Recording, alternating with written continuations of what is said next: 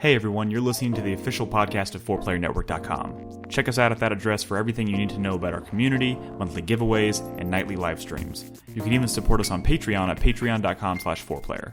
And last but not least, you can catch the live recordings of these podcasts every single Thursday night on our Twitch channel. We hope to see you there. Enjoy.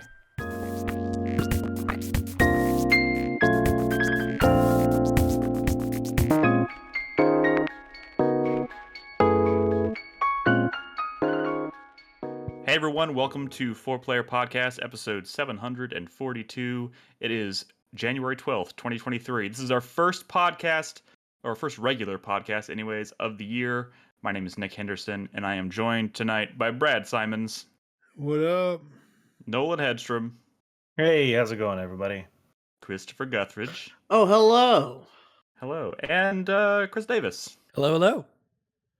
And, it's been an interesting couple of weeks. I want to get a little bit of housekeeping out of the way before we haven't had a regular show in a few weeks, and I want to make sure everybody knows that that's because 2 weeks ago we did our 2022 award show. So if you haven't yet checked that out, please go do so. A lot of fun. We talked about all the games that came out in 2022 and went over, I think it was 14 award categories. It was a good time. Go check it out. It's on YouTube. It's on the podcast servers. It's on 4playernetwork.com. But last week, we kicked off 2023 with the initial draft of our first ever Fantasy Critic League, and it was very exciting. If you have not listened to that episode, highly recommend it because it's going to be a recurring theme throughout the year. We did our initial 8 picks. We drafted our teams, our lineups, Technically, we're all publishers now. We drafted our lineups, and we got a little bit of money writing on this. And all my guys are crunching on Starfield right now because boycott Starfield. Yeah. Hashtag. So you're gonna hear this. You're gonna hear us talk about this a lot throughout 2023 because we're not gonna know who wins this thing until the end of the year, after all the games have come out and we see who. For those who are unaware, we drafted 8 games. At the end of the year, we see it's all based on open critic scores, so like Metacritic, so it's an average. But we look at those games and then we get points allotted based on how high they scored, whether they even came out, that kind of thing. And we're going to be doing monthly checkups. We're going to check back in at the end of on the last podcast of every month. So we'll do one at the end of January. And the first 2 games that were picked will be out. And those are both on Brad's list. Brad's going to be the first one on the board because he drafted Fire Emblem Engage. He drafted Fire Emblem Engage and the Dead Space remake. So we're going to get a taste of pick up some games that actually released. Yeah, we're gonna how this industry operates. We're gonna see how Brad comes out the gate there. I think the bigger question is how many games on Brad's list is he going to actually fucking play? Play most, if not all of them, actually. Really? I think most of us. I feel like my list is definitely like I was kind of picking games that I at least. Having myself gone back and listened to that episode again, I can say I feel pretty confident that Brad will at least play almost everything. I for one know Crispy is just dying to play Forza. Yeah. You know what? You know what, you little sneaky snakes in the grass? Here's the thing. I believe in every game on my list. I believe in the quality of every game on my list, even if I'm not going to play it. Because unlike you fucking elitist fart sniffers, I believe that even people who have different interests from me should have video games to play that they enjoy and they love. What character are you going to be playing as in Street Fighter 6? Which new character? Which new character? Yeah. I was going to play Cammy. Can I not play Cammy? Oh, yeah. That makes you a hack, Crispy. I don't know if I was listening to that. I was listening to the episode again earlier today, and we got to the point where we did our counter picks, which counter picks at the end, right? You have to pick 2 games on. I got the best counter pick of the whole fucking draft, and I am so excited. Which one was so that? Hyped. Unannounced Mortal Kombat 12. It's happening. It's happening. I swear. Oh my god! No, the best part about this is that Crispy, right before we started recording tonight, proposed what is honestly a very potential situation in which they don't announce Mortal Kombat 12, they announce Injustice 3, and we can all just laugh all the way to the bank. But Oh. Chris Davis, you had some very inspired choices on your list. In fact, I'm happy. I'm very proud of everybody's list, Yeah, and I can't wait. Inspired.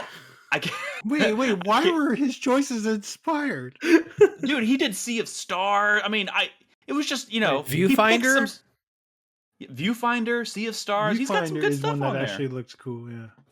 Yeah, no, I think He picked up Sea of Stars. Yes. Yeah, That was my some of these second lists are round pretty pick. Good. In fact, I feel like his list is deadliest right now for sure. Well, not if you Also- do the calculations. Carlos is not here tonight, but he is also partaking. So, if you haven't listened to last week's show, my point is go check it out. It's a lot of fun, and you're going to hear us talk about it a lot throughout the year. So I'm excited, and we still got 4 more games to pick up. And we're going to talk a little bit later tonight because when we do in the second segment, we have a topic we're going to talk about tonight, which is loosely tied to the draft. We're going to talk about Brad. I think came up with a pretty good question, and I think we've been kind of talking loosely about it in Discord with the community, which is essentially like, when is a game too big to fail? And that could be kind of associated. That question could kind of be loosely associated with several big games that are expected to come out this year. But we'll talk about that, and we're also going to talk a little bit about some of the trades that were proposed on the draft this year. It's been a week, and there's already some wild trades being proposed. I think we should just be locked into what we have now. No, that's not how this. Are you First of all, too Chris Davis- afraid of what you chose? No, Chris Davis. This is what makes it We're just fun. trying to add a little spice. I This think is Chris what makes Davis it has never played in a cowardly, fantasy personally. league. He doesn't understand the concept of trades. Chris Davis last week was trying to forego counter picks. Yes, I was. It was like, Chris But Davis, that's that's not how this the works. biggest risks or counter picks. If Chris Davis had his way, this would just be any other year, and we'll come back to this topic in December. But no, we want this to be a year of backstabbing and arguing and Yes. fighting and clawing at each other's eyes. We've I already want all seen these so games much that are money. coming out to be good. I don't like betting against that kind of okay. situation. I love betting against games. I looked for half an hour to find a negative headline about Street Fighter 6 just to meme on Crispy. And you It found was so one. hard. I know. I was Oh my basically God. resorting to like GameFAQs posts for people talking shit about The Street coke Fighter and the 6. seed that was so good. Now- so delicious. Now, Chris Davis, I understand the sentiment because I too am very excited for a lot of stuff this year, and I don't want to bet. I want all these games to be successful, but the fact of the matter is they're not going. Not all of them are going to be. But I was thinking today while I was listening to the show, and I listened. I got to the part where I was hearing my counter pick, and I'm like, oh no, I think I may have fucked up because I counterpicked Crispy's pick for Atomic Heart. And I know why I did that, but at the same time, I'm also very actively hoping to God that game is Wow. good. So I'm I've- sitting here like, one way or the other, it's either going to be good and I'm going to lose points, or it's going to be bad and I'm going to be sad. All right, You know what I mean? Atomic let's Heart is a nail biter for me because it is my first game of the year. So, So- that is going to be the one that sets the tone for me. So there. We so should right continue before this the conversation later. right before the podcast went live, a 14-minute gameplay video of Atomic Heart leaked, and I've been watching it while we've been talking, and Uh-huh. it looks like it wants to be Shadow Warrior, in Shadow terms Warrior. of the combat experience and just like the dialogue going on. But the Wait, dialogue you're not doesn't saying feel good interesting. things. You're not saying things that That make game people looks happy. like BioShock. What are you talking about? Yeah, but Whatever. you got to watch what. I'll- I've already linked it. I'll link it again. All right, I'll You check gotta it out. see We have a show to do right now, so guys, we have a lot to catch up on. This is all kind of a long-winded way of me saying it's been several weeks since we recorded a regular show. We've been playing games, and we haven't had a chance to talk about them. So tonight, which also I should probably mention, if you haven't yet watched our top 10 videos, go do that. They're out. Check them out. But we're going to talk about Nolan teased a game that is not even out yet that he's been playing a while ago. So we'll talk about. It's called Dark and Darker. I'm going to talk about Chernobylite. Brad said you're not going to talk about this game, but we've both been playing Chained Echoes, and I'm going to talk about it. So I don't know if that means you're going to jump in or what, but we'll talk about Chained Echoes, No, I then barely started it. That's why. okay. But I mean, Well, I'm excited to hear you talk about it. cool. And there was one. Oh god, what was the other Citizen one? Sleeper, Citizen Sleeper, which is a fire game from last year. Yeah. So we got a lot of cool stuff to talk about, and like I said, we got a topic of the week, which we'll do in the second segment. So let's get right into it. I wanted to turn it over to Nolan first because, like I said, he teased this game a few weeks ago. I don't really know anything about it, but it's not even out yet. And I guess Nolan, tell us about Dark and Darker. Sure. So they did an alpha playtest last month that I participated in. Limited time, obviously. This can't play it now, unfortunately. They're doing another one in February. But Dark and Darker. It is Chris Davis, a. I think sorry, pause real quick. I think the setup is a little bit fucked up on the screen. Yeah, just One FYI. Okay. Yep. Okay. So while he's fixing that, the concept is it is a PvPvE dungeon crawler, in which you either solo or with a group of two others go into a dungeon, fight enemies, get loot, potentially fight other players, and escape. You either escape by leaving the dungeon via a portal or taking a portal to go deeper into the dungeon where there are more difficult enemies. And it's darker. It is. It is. No, it is a very dark game, to the point where you are like going up to sconces on the walls and turning them off so you can hide in the shadows from enemies. That sounds very and get the Thief. jump on them. Oh no, very Thief for sure. And so what I will say is I've one time gone into the second area of the dungeon because I couldn't. There was people who were attacking me. I had to escape. There wasn't an escape portal, so I had to take a portal deeper.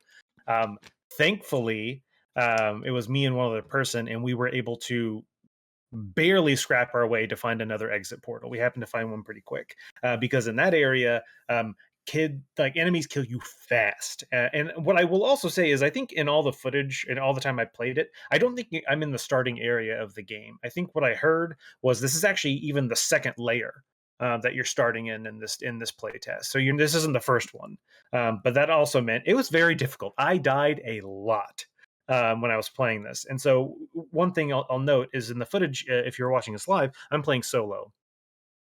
I had a really tough time originally playing solo, from a combination of not really knowing what to do, not understanding how the game works very well, and then also just enemies are difficult.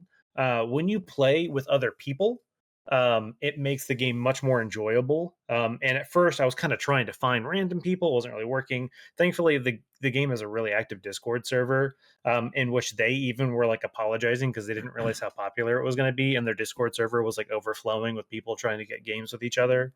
They had like 1,000 audio room, like voice channels that were constantly full. Holy crap!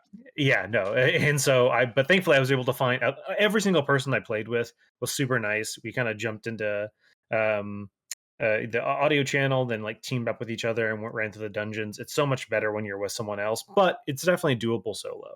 And especially you just once you kind of zombie full of like 18 arrows. Yeah, so they, like I said, the enemies are tough in this, and that was like a regular one. There are more advanced ones that have like glowing red eyes that do more damage and have more health. Once again, if I was playing with someone else, I'd have a better time. And the reason that also is because there are different classes. In this particular footage, I'm playing a ranger, but there is like a rogue, there's a wizard, there's a cleric, there's a fighter, there's a barbarian. There's all these different classes that have completely different weapons and items they can use and outfits, and different abilities. With the ranger, I can set traps, so literally like a bear trap on the ground. I can by default I go in with a campfire, which everybody can sit around to gain back some health. One of my abilities allows me to have some like rations so I can gain back some health. Wizards like literally have like magic missile and shit. Yeah. Barbarians have like a yell that they can do that buff them up. Clerics are all around buffing your teammates, so like boosting their health or boosting their power while putting shields on them and stuff like that. So it really works well when you have a set of people that complement each other. That being said, what I also noticed the more I played was there were like a lot of assholes in this, and whatever. It's a PvP game. They would just be a set of 3 rogues. And a rogue by yourself is not that powerful, but when you have 3 rogues with poison daggers and they're faster and they're running around, they just kind of run up and jab, jab, jab and back out. And while you're swinging at them, another person will come in from behind you and jab, jab, jab.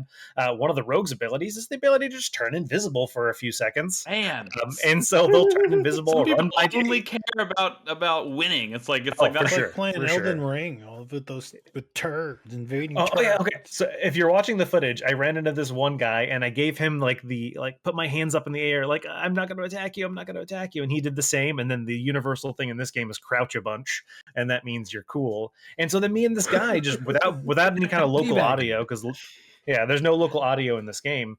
We just started running around together. It's just not hurting each other, because there is, even when you're in a group, there's friendly fire, so you have to be very careful. If you have like a Zweihander and you're swinging that around, you might hit Yeah. your teammate. For I think in this people footage, listening at home who may not, who were kind of wondering what to picture, so somebody in chat, Bog Noise, actually said this kind of looks like the combat looks a little like Elder Scrolls. If you're trying to picture what it I looks mean, like. Oblivion, maybe. A Yeah. shirtless man with a It's force bubble charming. just burst into the room. Yeah, so that was a barbarian, and they have one of their abilities gives them that temporary shield. But you noticed, if you were watching the footage, I kind of started to run away, but I had to stop because this game does have a fog, or a gas, whatever, a circle that slowly encroaches that kind of forces everyone into combat with each other. Oh, Yeah, so that's the This is tricky part. battle interesting. What? So it's not a battle royale because you technically don't have to kill anyone to win. The whole objective is to go in, get loot, and leave. You can get loot by killing other people. You can get loot by killing mobs. There's a lot of different things you can do. And so when But you I think they want die, to. It seems like just a way to ensure that at some point you're at least be Oh, within yeah, the for sure. vicinity of other Is players. the loot carrying over? Like that's So permanent okay, progression? that's what I was going to get to. If you die, you lose everything. Everything is gone. The only thing you quote keep is your base gear for the player. So every class has their own base gear. A rogue has like or a ranger has like a bow. And like a couple of different sets of things. You you always go in with like a campfire and a trap, stuff like that. Everything else you lose. If you escape, like I am doing in the footage, I found a blue portal that lets me escape. I get to keep everything I brought out with me. So this Yeah, is a okay, lot like town hall. Hunt Showdown then. Kind of, yeah. Okay. No, it definitely has hunt showdown elements for sure. It is PvPvE. You don't have to fight the other enemies. You just have to get in, do stuff, and escape. And everybody anyway, has so the you'll see- potential to like it's not just only one person can escape. with there treasure, are right? there are fewer escape portals than there are players for sure. But it's is not- the dungeon just like open for a while and like new players come and go, or No. So it's everyone queues up. I think right now, at least the one I played, there was 16 players max per dungeon. And then I don't know how many portals spawn. Maybe there are enough portals that spawn, but oftentimes is they'll spawn, but then the gas envelops them. So if you don't know where it is, you can't spend too much time trying to find one. But yeah, so if you escape, you get to keep all the loot you got. You can sell it to different merchants. There's a blacksmith, there's an armor, there's a leathersmith, there's collector who takes trinkets and stuff. You get a bunch of gold, and now you can take that gold and you can either buy better equipment, so the next time you go into a run, you're starting off better, so you have a better chance of surviving. You can pay for the high roller lobby, which has a 70 gold buy-in. Enemies are stronger, but the loot is a lot better. So you're more likely to find better quality gems and goblets and stuff that you can sell. dude? And then because it was Christmas time, one of the merchants was Nicholas, and the only payment he accepts is candy canes. And so you have to find candy canes in the dungeon. Nice. But he has really Wait, good loot. You Not say you cookies? lose everything when you die? Except your basic Like- gear. anything that Like, you haven't do you stashed before you bank went on a run. anything? Yes, so you have a stash that is outside. So when you're in the tavern where everyone's hanging out, you have essentially a chest that you can put stuff in. Anything in there is always safe. As soon as you take it with you into the dungeon and you don't What's at leave the dungeon, risk? it's gone. Oh yeah, everything's a Oh. risk. But the nice thing about it was I knew that this was a playtest and it was not permanent. And when the playtest was over, you lose everything. And so I wasn't hoarding, and it was such a good feeling. Like there was no reason to hoard. All of this was going away. It's not like I got to keep it. It And really so gave I you a chance was, to kind of like poke It's like you're poke playing on the the game ladder. and yeah. without any like long-term So risk involved. exactly. So I really had a good time trying out different classes and doing stuff. You know, this game has a crossbow, and the crossbow is super fucking powerful, but it takes forever to reload. I'm talking at least like 10 seconds loading animation of you trying to pull back the thing. And so what I would often do is I would walk around with a cocked crossbow, fire it, but then essentially, hey, this is done now, and I would switch to a different weapon because if I got the jump on an enemy or another player, I could do a lot of damage, and headshots are really good. One of the rogue's abilities is he can actually queue up 3 arrows, so he literally and he can fire them in quick succession. And if you That's a get 3 rogue or a headshots, ranger? sorry, thank you, the ranger. If you get 3 headshots, oh dude, they're dead, man. You can get the jump on people, sick. dude. That's There's pretty some cool. really sweet It's stuff that in like this. that guy who's like the fastest like bowman in the world, who does that like kind of what he calls historically accurate like bowmanship, where he holds like 4 arrows and just goes dum, dum, dum, dum, dum. Yeah, no, Like that's that's exactly so what it is. cool. The This game looks the sick. dude, it's People fun. in They're chat are doing saying another this is like playtest. this is like a medieval Escape from Tarkov. Yeah, so I heard a lot of people comparing it to Tarkov. I've never played Tarkov. I've only heard this and But that about it. Tarkov is just like this, but with like guns and bullets With and like more guns, yeah. guns. Yeah. That's Yeah, boring. but you're in a I like dungeon here. swords. You're like, look, you're like Yeah. solving puzzles and stuff and Yeah, finding they're loot and treasure. they're hidden passage. There's literally like a library area. This with is all these just what books and games stuff. should be. And there's a bookshelf, and if you pull the one book, it opens a secret passage with more loot in it and stuff like that. One of the cool abilities in this is throwing your torch, like I just did. If you're watching the footage, to light up an area, so you don't have to hold it while you're like doing combat.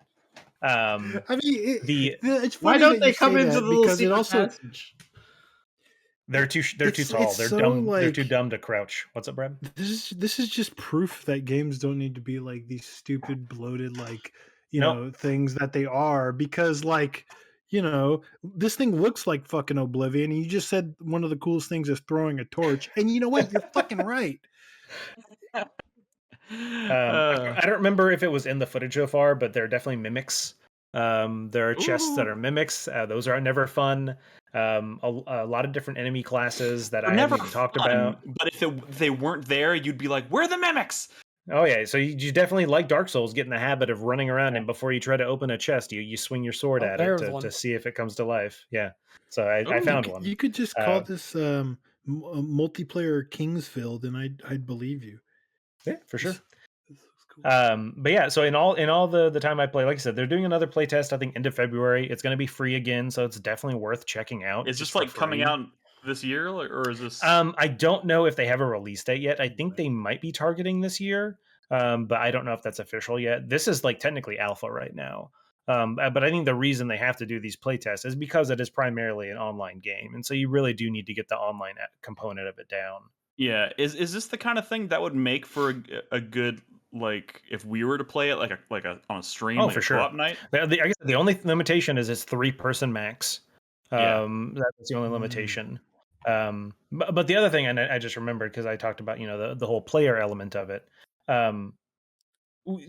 Here I am a ranger, right? Say I pick up a Zweihander. I can't use that. But what if I get like a really good, because there are like rated stuff. There's like, the base one's gray, and then there's like yellow and like blue and purple and shit like that. If I get a purple Zweihander, I can't use it. I can't give it to my other class. Like everything's like restricted to that like player. So there is a like a trading post where everyone can go in and be like, oh, I have this thing, do you want to trade, and blah blah blah. You're trading Fuck with yourself. yeah. A real That money gets- auction house? Fuck yeah. Basically, but in-game money, not real money. But that place gets fucking crazy. So wait, are you telling me that are you telling me that Even you the put it up trading for system trade looked and then like you BS. switch to your other character and then you go? No, take so it that's the only to the other problem. Is every character is their own thing. If you switch to a different class, that class has their own loot, Its their own own stash, their own money. They're completely separate. Hey, So let me give you a tip for trading, Nolan. Put mhm, out like your really awesome like purple sword and say, "Hey, you want this?" And then mhm, like pick it up and drop it down a bunch, and then like switch to one that look where the icon looks the same, or like the mhm, graphic looks the same, but it's like a shitty sword, and then see mhm. if you can fool them into trading for that one. That's like an old school Wow, Diablo 2 like fuck Brad's one of over. the assholes. I mean, Yep. I feel No, like it he kind happened to of, me a lot playing Diablo 2. and So now Everyone you're who played paying classic. it Diablo 2 forward. was the asshole. Yeah. Yeah. Oh my god, this looks But cool. anyway, it's a lot of fun. Darker and darker. Like I said, they'll be doing another playtest here. I think last I heard it was, I want to say February 23rd, but don't quote me on that. I know it's like late February. You can add it to your Steam wish list, and it'll definitely pop up when the playtest goes Why live. these skeletons have blood splatters? Video games, Brad. Yeah. That's fun. That's why. I wonder if like it's like one of the developers is like listening to a podcast and someone brings that up or listen to our show and they hear that and they're like, oh my god, you're right.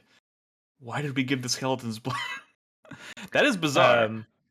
But oh yeah, there's a lot of like modern stuff to this. The you're walking around with like simple boots, and then you find some like metal like um heavy boots, and all of a sudden your footsteps chain sound. But that plays a role because now, even though you're more protected, you're louder, and so other players will hear you. And so you try to be sneaky and stuff like that because you'll hear other players, and you can either A, try to get the jump on them, or B, try to hide from them. Like I said, there was many times where like I was solo and I like thought I heard a group of people around, and so I literally just turned off the lantern and like hid in the corner and just let them go past. That's Because I was cool. like, I don't want any of this. Like yeah. That's the shit right there. That's like everything you've said so far. Like that's the secret sauce right there that got me Yeah. really The excited. I don't know secret why. That sauce is just sounds making cool. players eat their own feces or something and laughing. Jeez. So anyway, that's Dark and Darker. I would definitely recommend checking it out when the next playtest goes live. It's Going fun. on my wish list. This looks pretty cool. All right, switch gears a little bit. I want to talk for a second. I want to bring up the game that I've been playing for a bit, and I know Brad has dabbled in a little bit. I wanted to talk about Chained Echoes because I've been playing this game since early December, I think. And it was one of my honorable mentions. I put it out as an honorable mention for Game of the Year because it just barely missed my list, I think. But this is I learned about this game actually from Jason Schreier was tweeting about it, and it looked like a kind of like a homage or a love letter to Chrono Trigger or RPGs of that era, which yeah, a lot of people listening to the show probably already know that I have not played that game yet. Or games But of that era. or games But of that's that fine. era. That's fine. This Uh, game is also for people like you. Yes, yes. This is and honestly the things that I think to this day make me not I don't want to say hesitant because I do know Chrono Trigger is a game I want to play. I want to make sure I play that game because I know it's going to be amazing. But it's the little things that because it was made back in the day, it doesn't have a lot of those like modern what do you call like just the quality of life stuff, right? Like the quick loading, the snappy menus, the almost zero loading. Just like it's I like this mean, game is so you snappy. say that, but like that's not true. I mean, I mean, there's bad loading didn't probably start until after like with the PlayStation. Like Super Nintendo was really snappy and maybe I will be responsive and pleasantly with no surprised. loading. Maybe I Well, I will be mean, the, pleasantly the the surprised by thing how is, snappy it is it when I started go with back. PlayStation because of discs. It's a lot easier Yeah. to read off Yeah. of like flash memory. Like Yeah. it's instant almost. I mean, But there yeah. are going to be some things that make it feel dated in some respects, but But this game is Chained Echoes. This is a lovingly crafted homage to games of that era, and the kind of the hook, I guess you would call it. First of all, I think one thing you probably noticed if you're watching the footage. This game is fucking beautiful. This game has uh, an incredible retro art style, and it looks amazing. But like the hook, like the main like battle mechanic, I would say is it has what they call an overdrive meter. So when you load into a battle, you have a meter at the top, right? And it's like gray, and then there's chunk of that meter that's green, and with every attack that you do, you see a little meter kind of like moving across the bar. So every action you take moves that meter just a little bit down the bar. And the goal is to, once it hits when you go into the green, you go into overdrive, where your defense goes up, your attacks do more damage, you take less damage, and there's all kinds of little benefits. But you continue to build that meter as you take actions in overdrive until you go across the bar on the other side, and then you're basically overheating, and then it has the kind of the opposite effect. So as you are in battle, and once you hit overdrive mode, the goal is to keep yourself in overdrive, and it kind of shuffles randomly actions that will move the meter backwards. So like as you're in combat, it's like if you use this attack, it'll move and they'll be highlighted in orange. It'll move the meter back a little bit. So you can temper, you can delay the time it takes you to. Is that actually random, out of curiosity? I think I mean, honestly, I don't know on the back end how it's working necessarily, but you see there's a little up in the top left to the left of the overdrive meter. There is a symbol, and it basically says that symbol coincides with like the kinds of attacks. So like, when you look at your selection of attacks, they all have a little symbol next to them. So it basically says this. On the next attack, you'll have to use one of these kinds of attacks to move the meter backwards, and that changes every turn. So or there's like a little number, so it'll be like that way. So there's it's a choice of, hey, I can do whatever attack I want, but the meter's going to go up. But if I choose the type of attack that this meter tells me, it'll go down. I'll stay in that happy green zone. Okay, exactly. So it's all staying in the happy green zone. Mm-hmm. Like, I do understand how that works, because I have started playing it, but I'm still kind of like, what is the next level? Or like, can you describe maybe an interesting like interaction you had with like a boss I will or say something this that kind of made that interesting? Yeah, so I am stuck on a boss right now, and I think I've fought this boss like 8 times.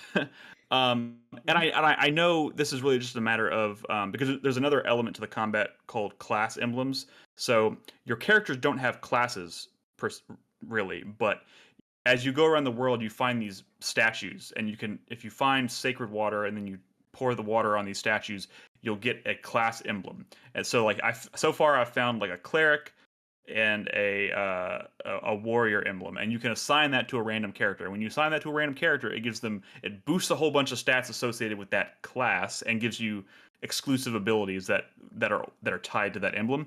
So you need to find these. I've only found 2 at this point. I should probably have like 4 or 5 because those give you huge stat boosts. So at this point, I need to go explore more, I guess. But like the boss I'm stuck on right now is like a genie that like.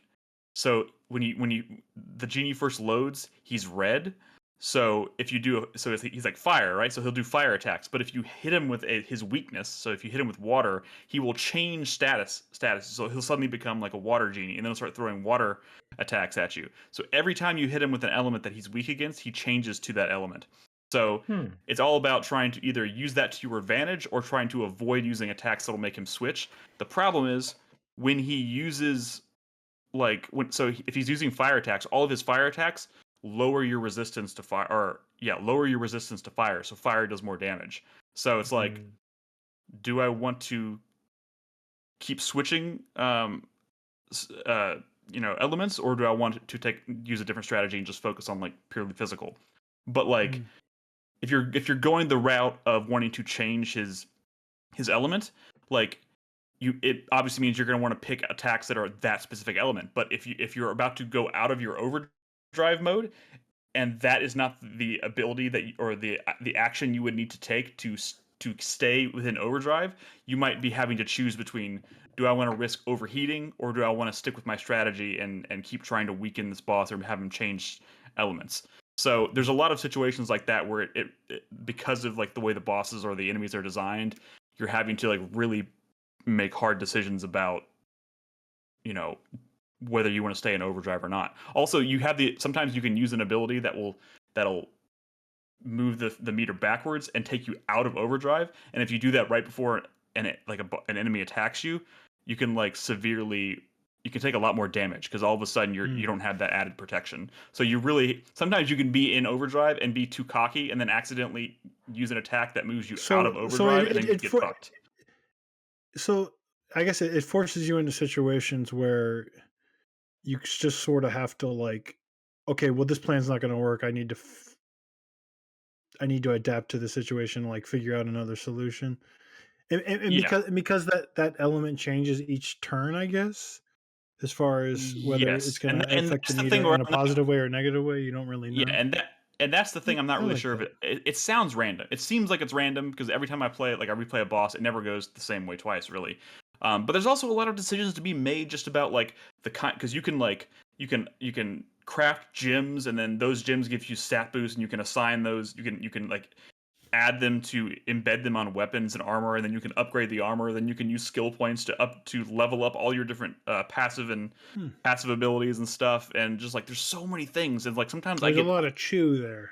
there's a lot of chew there and then sometimes I spend so much time just like I get addicted to running around the world that I completely forget that I've accrued all these skill points that I should like I went and fought a boss like 4 times and I was like what the fuck and then I was like oh wait a second I have a shit ton of skill points that I haven't done anything with because I just completely forgot and then I do that and all of a sudden I waste that boss on the first try so like there's a lot of stuff to chew on there. The story is really good. It's got this like Do you really have nice your political mechs? Yeah, drama. I mean, are you flying around the world? No, not yet. I mean, there's a mech component. I think.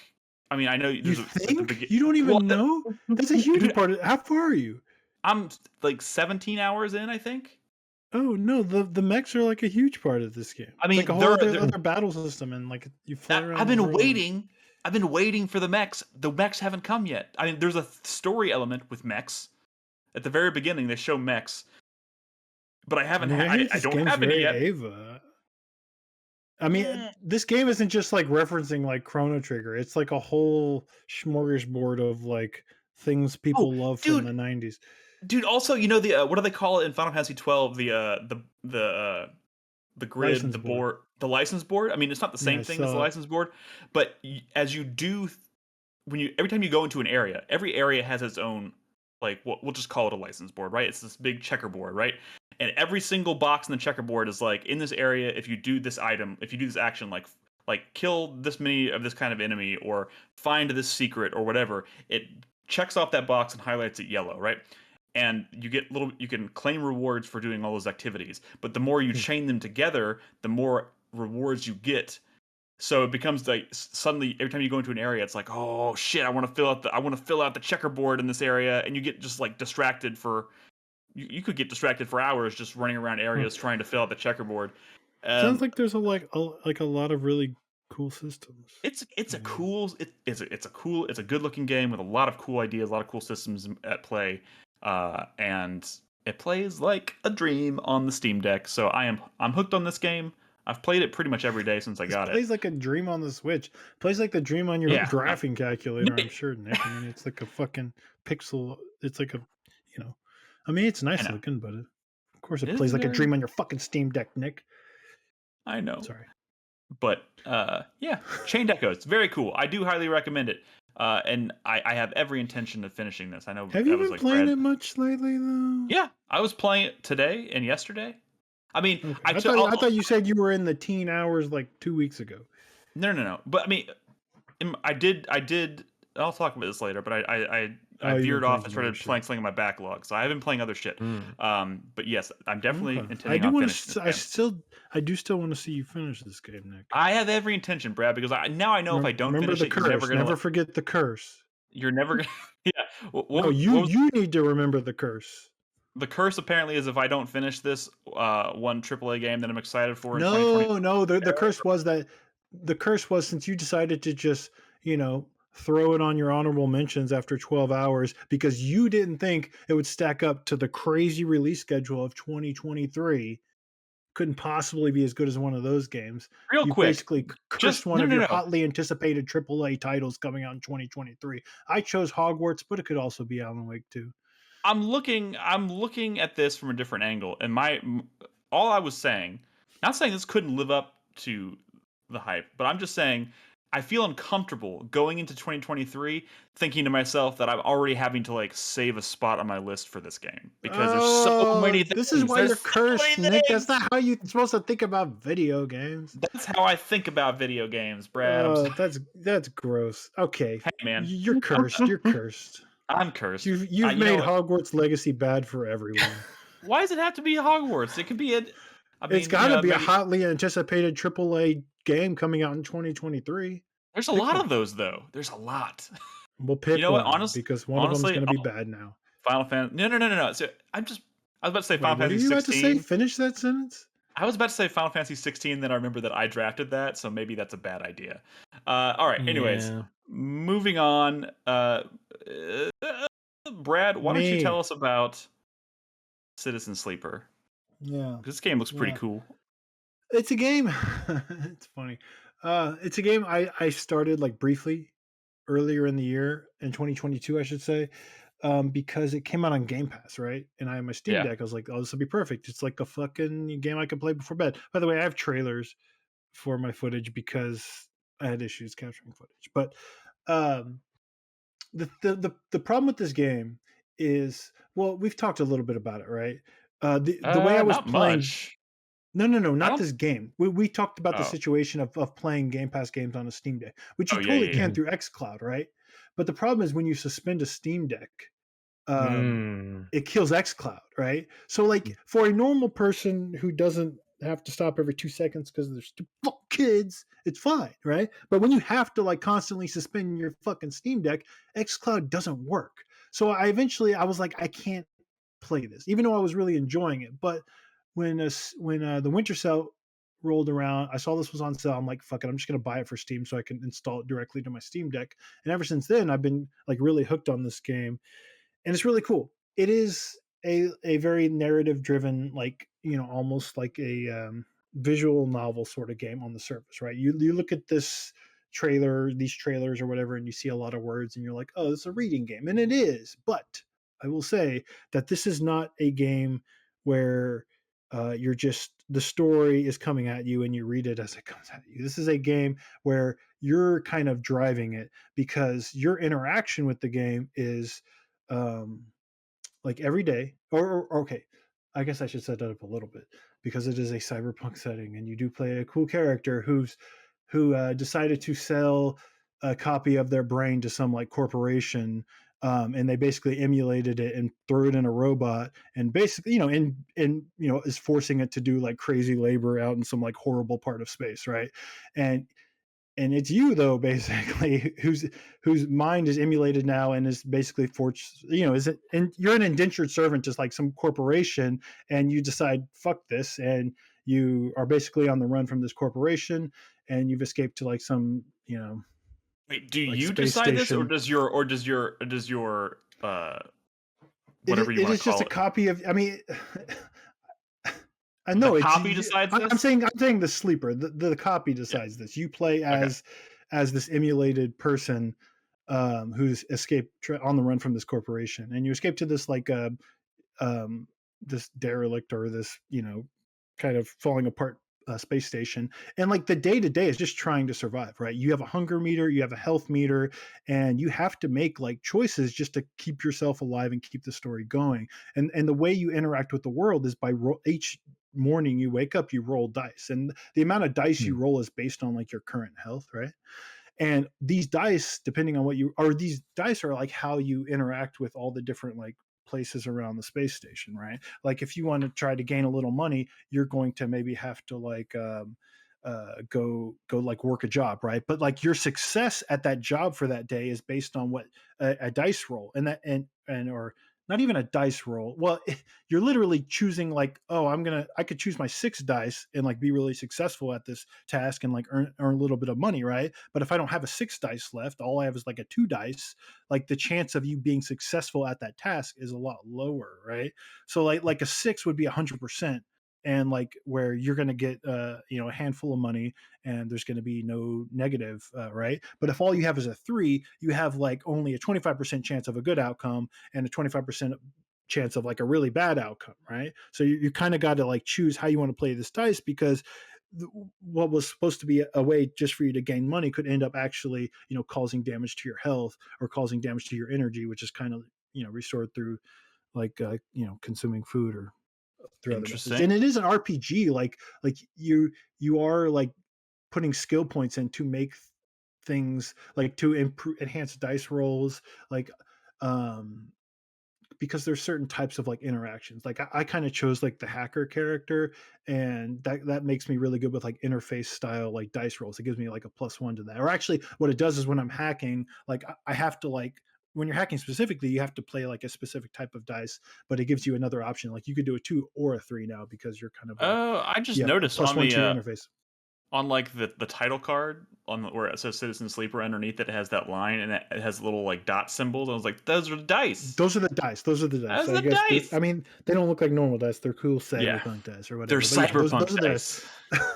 but so like but the thing is it's a visual novel, right? And as you are like doing these tasks, you're also like filling up these like meters, kind of, right? So like let's say I go work in a scrap yard, and as I do that, to maybe gain money or whatever, I'm filling up a meter, and once that meter fills up, it usually sort of like triggers a story event, like, and you like end up meeting like a really interesting character. And I think like the magic of this game are all these like relationships that you're building as you're just trying to like survive and like achieve certain goals in on the space station. And as you achieve goals, you get skill points and you level up your character and you actually kind of get better, and you go from like just barely scraping by to like being able to kind of like to thrive a little bit. And it's exciting because since the story is the way you unlock the story and these relationships are based on kind of like your own choices and like more or less like timers, right? Like as you're doing certain actions, like, oh, you might find an interesting character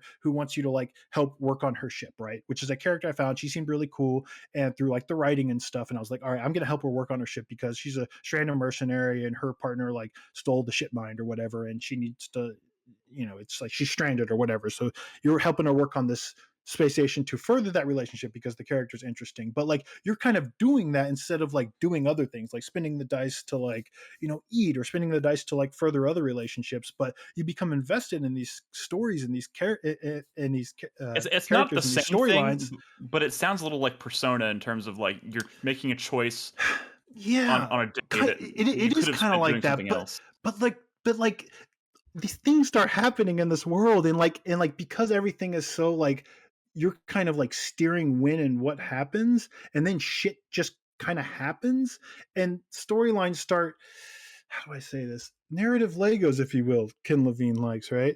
um let me paint a scenario so that this makes a little sense. So like I told you, there's this character that was this mercenary, and I was kind of helping her fixing up her ship, right? So I was spending my dice, which is sort of like your resources, right? And you actually gain other resources and stuff to just kind of like further that relationship, to see the next point in her story. And but during this, there's this bounty hunter, because I'm on the run from this corporation. This corporation like sent this bounty hunter after me, and he gets to the space station. He's like, all right, here's the deal. I'm not going to take you in right now. I'm just going to like be hanging out at the bar, and you're going to have to pay my tab. And if you don't, I'm going to fuck you up. Or I don't know what's going to happen, right? But like, I don't think this game's going to give me a fail state if I don't pay this guy's tab. And he's like a fucking asshole. So I'm not going to pay your tab, but I now have a meter that says in 4 cycles or 4 days, he's going to become looking for his bar tab. But I'm like, I have like confidence that the game is designed in such that like I might have an interesting story point if I don't pay this bar tab, or like maybe You're not in danger of like basically ending the game I'm gonna prematurely. stiff them, because like I don't want to spend my dice, my good dice or whatever, on like saving up money to like pay his bar tab, because I'm interested in the storyline for this mercenaries fixing up her ship. So I'm developing this storyline, and I get to the point where like, oh, like her ship's repaired, but we need this one component. And so she tells me this like really good character, all right, here's a bunch of money, go buy this thing, don't fuck me or I'll kill you. This is what she says. This cool character is like, don't fuck me or I kill you. And then I'm going out, I'm looking around the space station, and I realize that the meter for this bounty hunter is about to fill up. This bar tab that I chose, I'm not going to pay him shit. And sure enough, the next morning, he just shows up. These two completely disconnected storylines. Again, I'm steering these relationships and when this story happens, but it just so happened that the timing of this woman giving me a bunch of money just so happened to coincide with this bounty hunter showing up saying, you're going to pay my bar tab. And by the way, fuck you. Like, fucks up my health because, he like pistol whips me and just takes my fucking money. So now I have this situation where I can't How do you afford to explain to buy her? this Yeah. shit part for this completely unrelated character who just threatened my life if I fucked her on this, which I was never planning on doing. But this other storyline dynamically just fucked me over. So now I'm like just scraping by trying to make as much money as I can. I'm not eating. I'm not like buying the meds I need to restore my health, which by the way, the lower your health goes, the less dice you roll each morning.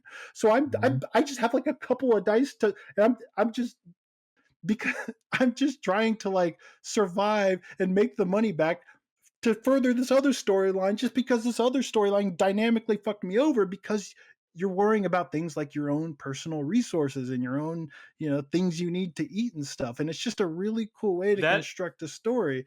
And that is it's such really a fucking good. that sounds.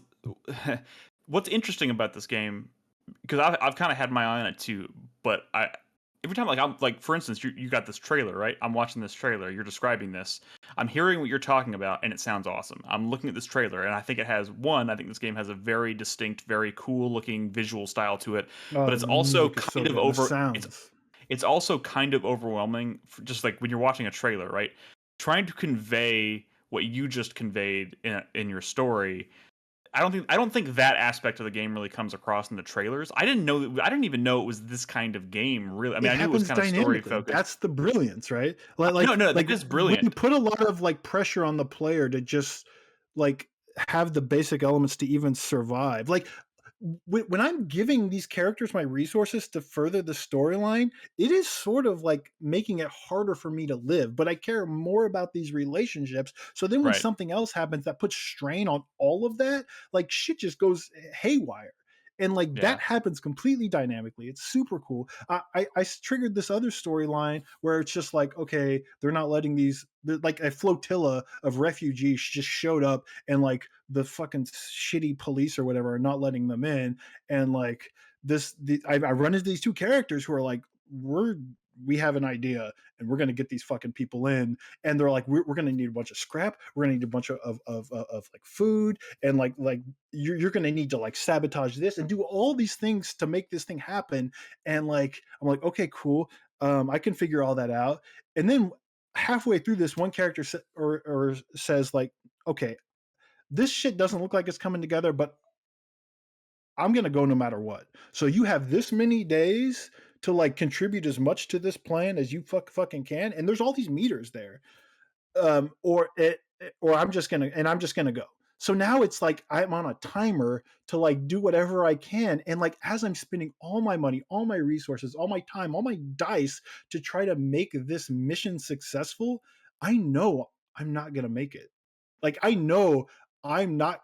This is gonna go poorly, but I've already invested so much. I'm just hoping that like it doesn't like the disaster is not as disastrous as I could be. But like it, all the while I'm starving But to the death. outcome, It's but it's fucking. whether it's a disaster or not, the outcome, it's how I trust the interesting is the story to make outcome. that interesting. I trust Yeah. this. I trust Yeah. the game to tell me an interesting story regardless. But even when it's heartbreaking, and it has been.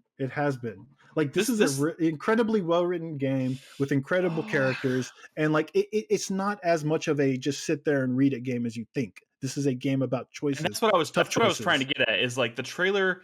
I mean, their hands are a little bit tied because of what the game is. It's a very hard thing to, I think, to convey in a trailer, because I've watched the trailers and I'm like, this looks cool, but I couldn't tell you why. Right? Oh, What you just described is not something that I think comes across very easily in a trailer. This it I'm sold on this. This sounds I didn't get fucking awesome. I didn't get it the first couple hours, but I knew people really liked this game, and it wasn't until I really started to care about these characters and I realized that I was caring about them, and uh, I was I was spending like money and shit I didn't really have because I cared about these relationships and I wanted to further these storylines I started to just. I mean, I realized just how much I was invested into this game. It's really good. It's really really Wait. fucking good. And I kind of wish that I had played it earlier in the year, but it was just kind of a, like I said, I didn't pick it up till the winter sale because we talked a lot about things like ensemble casts and storytelling, and this shit definitely would have come up with for me. One of the reasons I was telling you earlier in the year, hey, you should try this, or I was telling Crispy, hey, you should try this, because I knew it was a game I didn't really necessarily have time or the environment to play. Like reading, like games where you have to like read and stuff is so hard to pull off in my life, especially because I can't like read before bed, or I can't do something before bed. I just like fall asleep in 2 fucking seconds because I don't know. I'm just I don't know. Yeah. I get it. I hate it I because I totally- want to like read books, but like how do you read books if not at night? I don't understand. So yeah, Yeah. and no, that includes I visual I novels and getcha. stuff. But yeah, I getcha. it's a cool game with a cool This narrative. also I seems like recommend it it might to be a like shoe in any for of Chris y'all. Davis, considering how many visual novels he's I mean, championed in the past. What's that face for, Chris Davis? no, I you love mean, visual yeah, novels. You're over here telling me to don't play make a dumb 13 face. Sentinels. I think any of y'all here would really enjoy this game just because it's got really cool stories and really cool characters, and it's like heartwarming, but at the same time it's like a pretty like fucked up cyberpunk world. I'm gonna pick this up You next know. time it's on sale. This looks pretty Oh my cool. god, some characters you just don't know if you can trust, but you're like, I'm just gonna go along with this anyways, and it's like it's hard sometimes. It's hard sometimes because you're spending your dice that you could be spending elsewhere. Yeah. Yeah, it's cool. Very cool. So, That's Citizen highly recommended. Sleeper. Yeah. So before we cut to break, I know Chris Dave, I have another game, but Chris Dave, you said you had a quick mention. You want to do that before we cut to break? You're muted, Chris Davis, by the way. So that also brings up. unmuted. I didn't know if you said something back when we were talking about visual novels and we just didn't hear it. No, I didn't say anything. I was going to. I just I don't understand how I'm the visual novel guy. I understand that some of my favorite Don't games in the ask past me. several It years just have ended up been that way. visual novels. Just like I don't understand. Yeah, I mean, look, There's a certain this connotation that man's never comes even from played such a Phoenix title. Wright. I'll put it that way. It just worked out. It just worked out that way. So, Yeah. Chris Davis, what is your quick mention before? Let's do that before we cut to break. Yeah. My quick mention was that having restarted Elden Ring just to capture footage for Game of the Year, and discovering that I in one try killed the first gate boss Margit, in just one try. It put a bee in my bonnet, and so I'm now 60 hours later, and I have completed a new game plus run of Elden Ring, and I have Nice. platinumed it.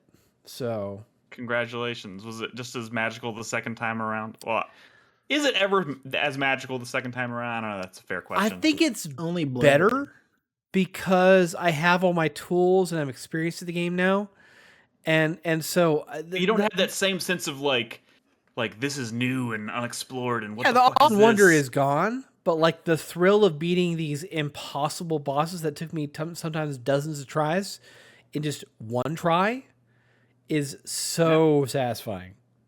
Yeah, no, I feel I you. mean, for the entirety of my first run of the game, I probably summoned help for 9 out of 10 bosses in the game. Wow. For the yeah, Nice. I Damn. was having just such a hard time sometimes. If I always tried a boss at least once, and I felt I just couldn't do it in a reasonable amount of time, I summoned help. Well, Wait, I only had to once? summon help for 3 bosses in my New Game Plus run. Was one of Which those bosses, out of Radon? curiosity? Well, it was Millennia.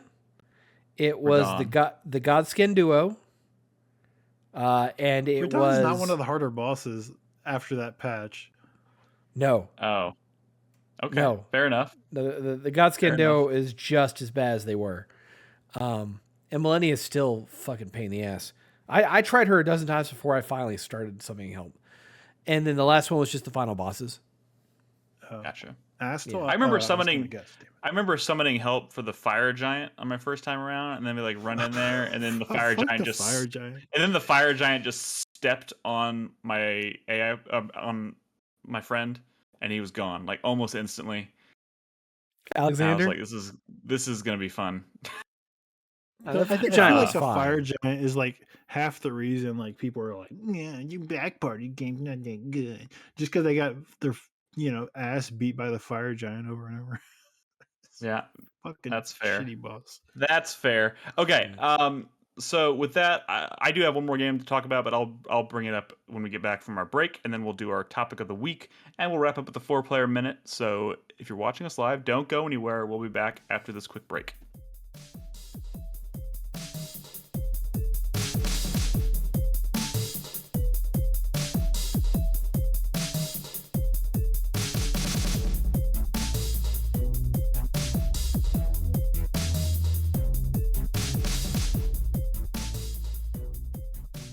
Welcome back. Zero Skies in chat says the downside to not recording podcasts in person is that Chris Davis will never get his copy of Demon's Souls He's back. got a point.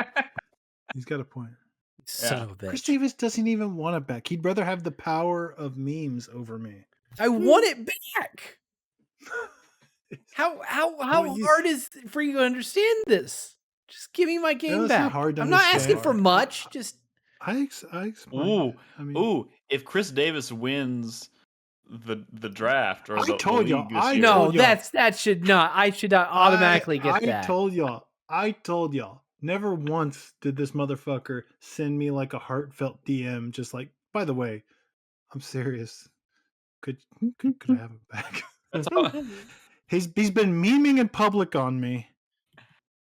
If he was like, dude, I really do want to play it again, or I just maybe your approach has been wrong, Chris Davis. Maybe it has. Okay, here's the moment. No. Maybe you should just apologize, Chris Davis. Yeah, you should. You should. What? This needs to be a private DM, not a public shaming. And you also have to you have to wait at least 2 months before so he can forget that he told you to do it. So you have to forego at least another 2 months of this. Anyway, it started when gas prices. I remember when it was first like, oh yeah, maybe I could have that back, because when gas prices were like $5 a fucking gallon, and I'm like, there's no way this is worth it for me to like. Brad was like, I never leave my house. Well, I don't. Gas prices. I don't. But like, it is still a half-hour drive. So it would be like an hour round trip. I could just buy you a new copy of the game, but like, that would be more expensive than just coming over and dropping it off. I don't know. Not necessarily. I mean, you also got to think time is money. Are we really devoting a whole segment of this podcast to talking about Chris Davis? Evidently, we are now. Did we actually start it? Yeah, this is the show. This is it. Oh, I'm sorry. You are wasting valuable podcasting minutes talking about Chris Davis. Okay, speaking of wasting podcasting minutes. Oh, fuck off. Can I tell you briefly, very briefly? So sometimes I watch bad television, and sometimes I watch television so bad I don't even want to like tell people what it is.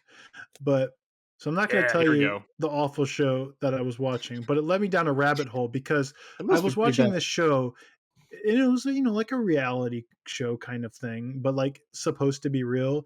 And on some of these shows, you get like a person who's like so much of a character. You're like, this guy's probably a fucking actor. He just exists for 1 or 2 episodes because he's a fucking actor and he's just here to be crazy or stupid. And sometimes I like to look up these people to find out, okay, yeah, they were totally on these other shows. Well, one of the other shows I found was this show called that this dude was on, because we were right. This guy's just a fucking actor. It was called Extreme Timekeepers. And I don't know if you've ever heard me talk about extreme cheapskates, but it's like extreme cheapskates, like people who like do the most ridiculous, like they'll like reuse toilet paper or whatever because they don't want to waste toilet paper, like absurd stuff, right? This is what the show's all about. But this one's about extreme timekeeping or extreme time cheaters or whatever, that everything they do is they're so obsessed with like not wasting time. And one of these guys, he like blends every meal just so he can drink it down faster. Like he'll go to a restaurant and order like a lavish meal and send it back to the chef to put in a blender just so he can like drink it. I was really hoping you were going to say he would pull out like a portable blender at the table and just like blend it there. he was on a date, like rushing his fucking date to like order and shit. And you could tell he kind of didn't want to be super weird, but eventually he caved and sent his food back and was drinking his entire meal through 4 different straws. And he drank it in like 30 seconds. And he's like, and then they do like a calculation at the end of the episode, like through his methods or whatever, this dude probably saves like 2.4 years of his life. It's For pretty funny what? show. It's What is he impossible saving to the find. time for? It's impossible to find this show. Like Somebody I don't tell have me, time- what are you saving the time for? Like, what is he going to use that time 2.5 to years? do other things, Nick. This guy watches 4 televisions at once, so he can watch 4 things at once. And Yeah. it's like this His guy retention he's must watching be these- off the charts. Nick, he You start shits in watching 2 these- toilets at the same time, so he can shit faster. Same thing with Extreme Cheapskates is you watch it to laugh, but like you start getting it in your head like, oh yeah, some of these ideas are pretty good. And like, what can I do in my house to like really shave off some fucking time? I have a blender. It's dangerous. Yeah. Why do you So- watch this terrible crap? The speed runification of life. Okay, first of all, fuck you, judgy motherfucker. Second of all, Whoa. you work Wait. long. Brad judges me for the shit that I watch all the time. How dare you? Well, I mean, How I'm not dare watching you. this show for the 5th time, Nick. I would rather watch my shows 10 times in a row than watch. But you don't know. Okay. The thing is, I've watched your shows. You know, No, you you're haven't. comparing it to things you haven't experienced. Look, sometimes at the end of the fucking day, you work long hours, and as soon as you walk in the fucking door, you're taking care of 2 fucking raccoons, and until you get them to Did you fucking just call your bed. children raccoons? Yes, he And did. at the end of a fucking day, sometimes you just don't want to play God of War because it takes too much energy, mental energy, whatever. So you're like, fuck it. I just want to lay on a couch and even watch something where I don't even have to think. You know, I could just laugh and point. You know, like that's all I want to do at the end of my day sometimes. And that's why I watch shows like this sometimes. Because Okay. I watch Ouch My Balls. Yes. Dude. I was watching like people hurting themselves compilation the other day, and it was a lot of people hitting themselves in the balls, and I was like, I'm watching Ouch My Balls. Yeah. This did work. I mean, that's TikTok, right? Yeah. Yeah, kind of. All right. Back to video games, because that is what we're here to talk about. Brad, you asked me why I was going to talk about this game, right? So Yeah, it just seems so random that you started playing it this is. again. So It it is is. random, but let me tell you why. So, and this is I haven't done enough to maybe promote this, I suppose. But in our Discord, we have, I think it was Drunken Merchant and a couple other people took upon themselves to set up kind of like gamify their backlog. So they set up a backlog channel in Discord, and they set up some Google Docs where you could like, this is the next 5 games I want to get off my backlog, and they're basically tracking how many games people can knock off their list. So I've been partaking when I can. I haven't had a lot of time in the past 6 months to play games on my backlog, but we finished 2022 early. Like I said, again, go check out our top 10 games of 2022. It's out. I also updated the year in review on the site. Check that out. But like, we got our shit done early, and the first release for me, anyways, is not until the end of the month. So I was like, I have some fucking time to play some old shit that I haven't done yet. Did you roll dice? How did you pick this one? This is not Well, even a 2022 game. This is No, it's a 2019 game. So the game I'm going to talk about is called Chernobylite. And I've started this game, like I had like 3 false starts on this game. I've never stopped because I wasn't enjoying it. I stopped because I got distracted by some big release or whatever, and I never went back. And then it's one of those games where once you stop, it's kind of like, fuck, I don't remember how it works, so I'm gonna start over. No, never And start over. And the Steam Trust Deck, your brain. the Steam Deck has also made this kind of thing way better. And I'm also just like fascinated. I was like, ooh, every time I play, I'm like playing a PC game. I'm like, I wonder if it runs on the Steam Deck. And when it does, I'm like, ooh, yes. Now it just makes me more interested in playing it. And I've been playing Steam Deck, I've been playing Chernobylite on my lunch breaks and stuff at work, and before bed and stuff. So like, it's just, there is a certain amount of randomness to it, but my whole backlog is random. I just have a bunch of random shit on there, and I just moved this one to the top of the list, and I tried to knock it out, and I did. I played this game from start to finish. This is the game. This is the game that came. The next game from the team that made Get Even, which, if you remember, is that game that Chris Davis was. Oh, Why are you Even. laughing, Brett? Get I even. don't know. You- I don't even know why I'm laughing. Which Why is do You you gotta think also it play makes it to understand. which is also on my backlog because I do own that game. But I was more interested in this, and the other aspect of this is uh, I'm feeling the hype your for Stalker 2. backlog, you stupid bitch. I'm feeling the hype for Stalker 2, right? Okay, And that's fair. That part's fair. we played Stalker Call of Pripyat for the Revival Club last year. Loved it, and I don't know. I just really like this kind of setting, you know. And I was looking for something, and this came up. I didn't want to like replay Metro or whatever. I just wanted something new and Chernobyl-y. So here we go. I jumped into Chernobylite, and it's a really interesting game because it's it's somewhat familiar if you've played like Metro or Stalker or any of those kinds of games. It uses a lot of the same like language, like vocabulary. You know, you hear like stalkers and Chernobyl and Pripyat and like all that stuff. So if you're already familiar with it, Radiation, radiation, yes. tragedies.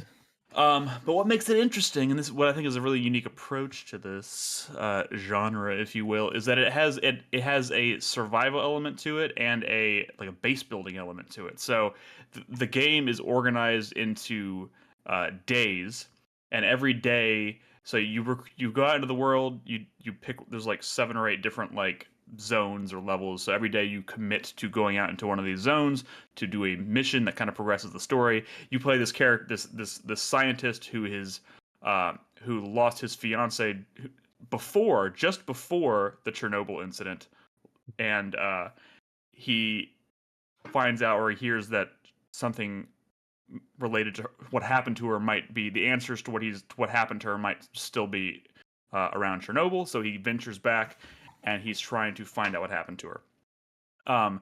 So the game, every day you commit to going into one of these zones, you recruit people while you're out exploring, you take them back to your base, and then between these missions you are using resources you find in the field to build out this base, and you have to manage the comfort level, the air purity.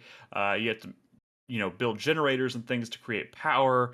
You have to build specific workbenches that allow you to build weapons and upgrade your weapons and build grips and laser sights and all kinds of stuff, right? So it's all about managing your base and using that to improve your equipment, and then you go to sleep, and the next day you go out and you do it again. It's a really interesting structure, which I wasn't expecting, and the story is pretty interesting. Like right out of the gate, it's pretty interesting. Because you're like a scientist who's also like you're not really used to using guns, right? But you're befriending all of these people who are very different than you, who are maybe a little more acclimated to life in the zone, and that dynamic between the characters is really interesting. But what I will say is that as interesting as the story in this game is, it really starts to push the limits of like its kind of smaller budget towards the end of it, because what starts really interesting, by the end of it, it's like, oh my god, there's just like straight exposition dumps at the end of this game where like Yes. it's like I was like, oh my god, like this story is so cool conceptually, and then at the very end it's just like they've hit the budget wall, and it's just like, here's the villain standing in front of you telling you his entire plan while you just like mouth back, you like talk back and forth, and then it ends and it's like, all right, now you shoot each other, and then it so that was a little bit disappointing. With a long conversation. Yeah, but it was probably a little bit more well produced, I suppose.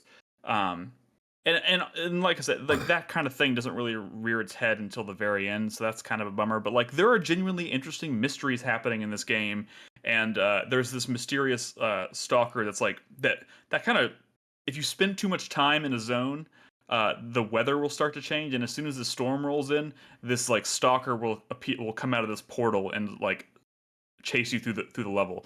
So it's in a way it's almost kind of like Mr. X. I mean, not quite the same as Mr. X, but like you have to like try it. It's like, I know I need to get this job. I need to get the job done quickly, because if I waste too much time, he's gonna attack me. But you can also like craft things in the field to like avert, like delay like the changing of the atmosphere and stuff like that. Can you craft a restraining order? Kind of, yes, if you want to look at it that way. A manner of speaking, kinda, yeah.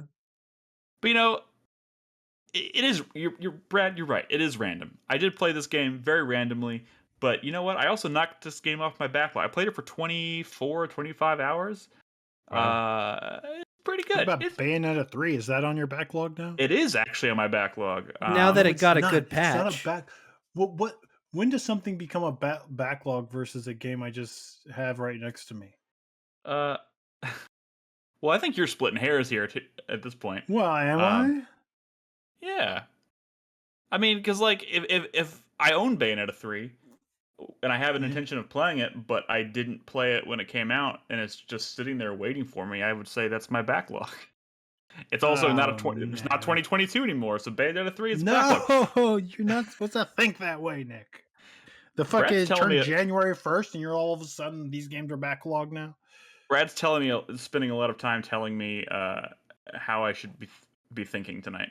Well, But it's just when I it's just want to say toxic and destructive, sure. I just want to say, as my first impression of a game made by this team, because I've never played, and we heard a lot. We heard Chris Davis talk about Get Even a lot. I'm still very interested in playing it. In fact, there is a lore connection to Get Even that's in this game that I didn't really know about until Chris Davis told me about.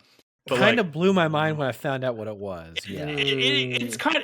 I will say this. So like the underpinnings of this game that I think are really interesting are kind of like supernatural elements. So like you're having visions of your fiance, who's at this point in the story has been missing for 30 years.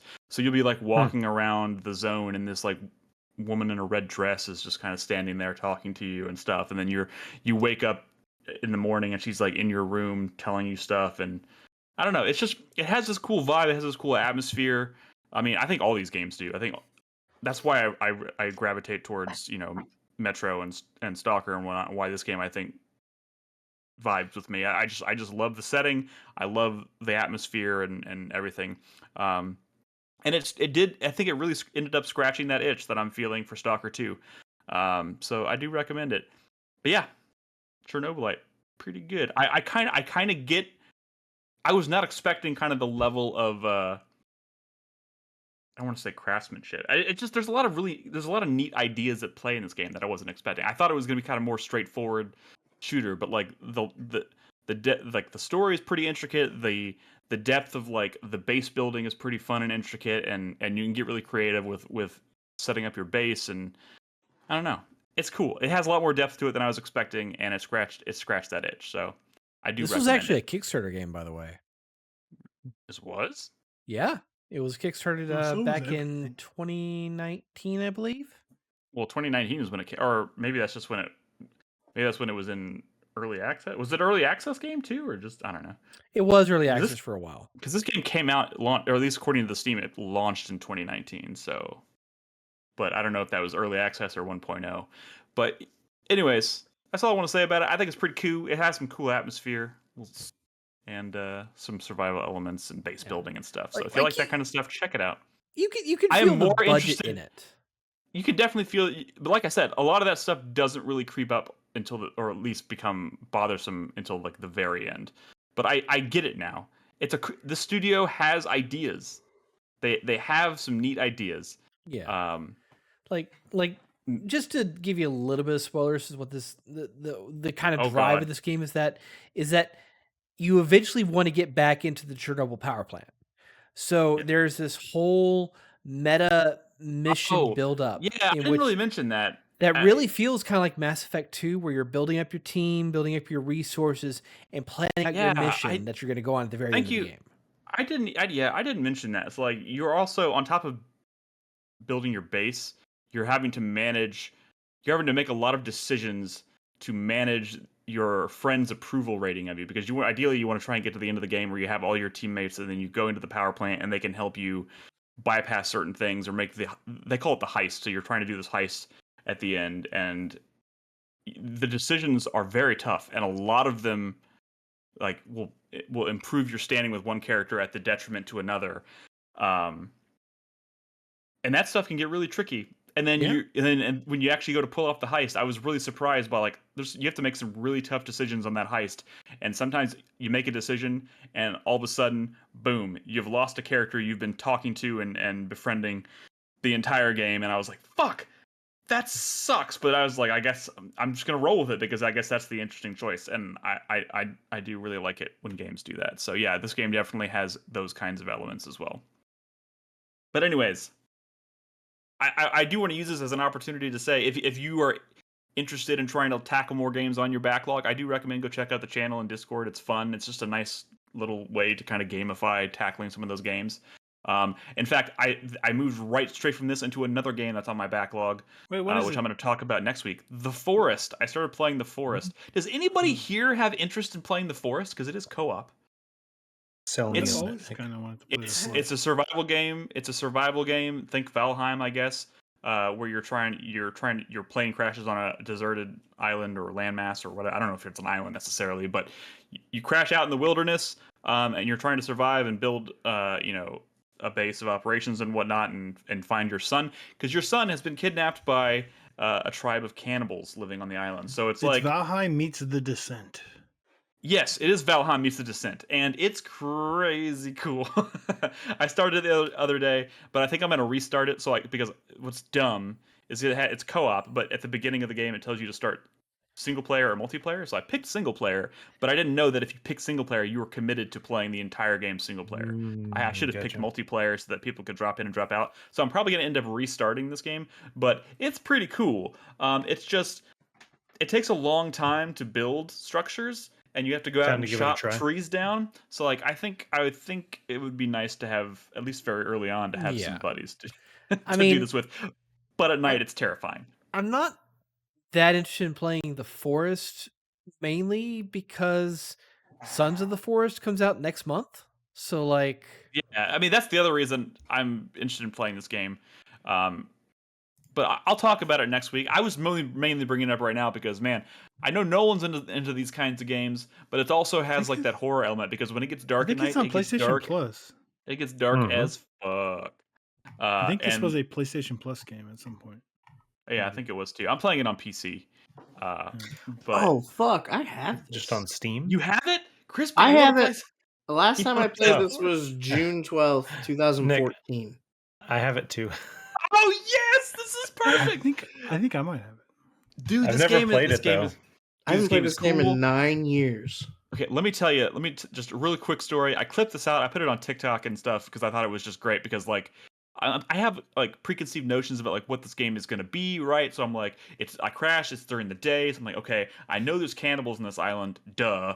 So like, I need to start like trying to find stuff to build some shelter, right? So I'm out here like just trying to do all this stuff before night falls, and all of a sudden it's middle of the daytime, and this fucking dude comes like running at me through the trees on like all fours in the middle of the day. I freaked the fuck out because I was not expecting them to come during the day.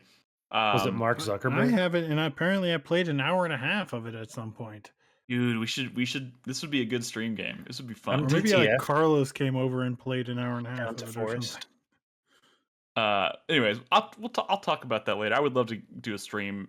So I was gonna play it again tomorrow night, but if anybody wants to join me tomorrow, let me know.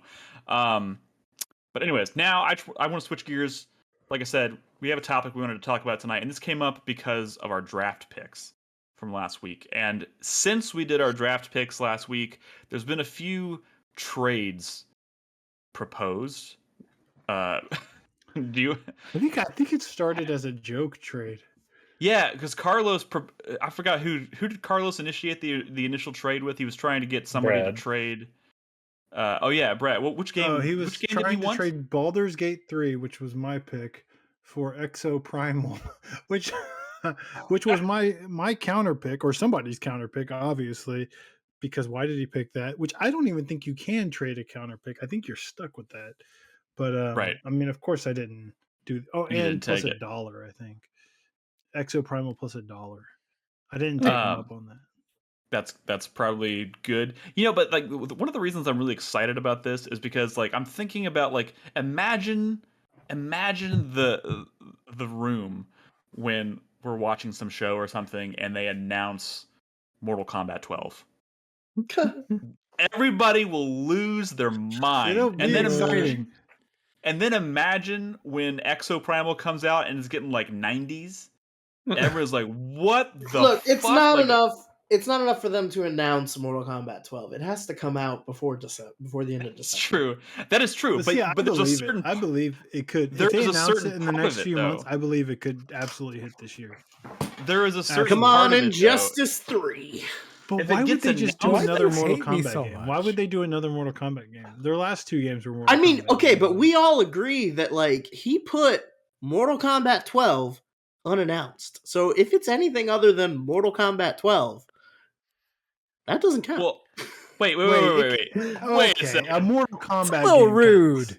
No, That's it like- said Mortal Kombat 12. Okay, well, what if they come up with a new franchise that has Mortal Kombat characters in it?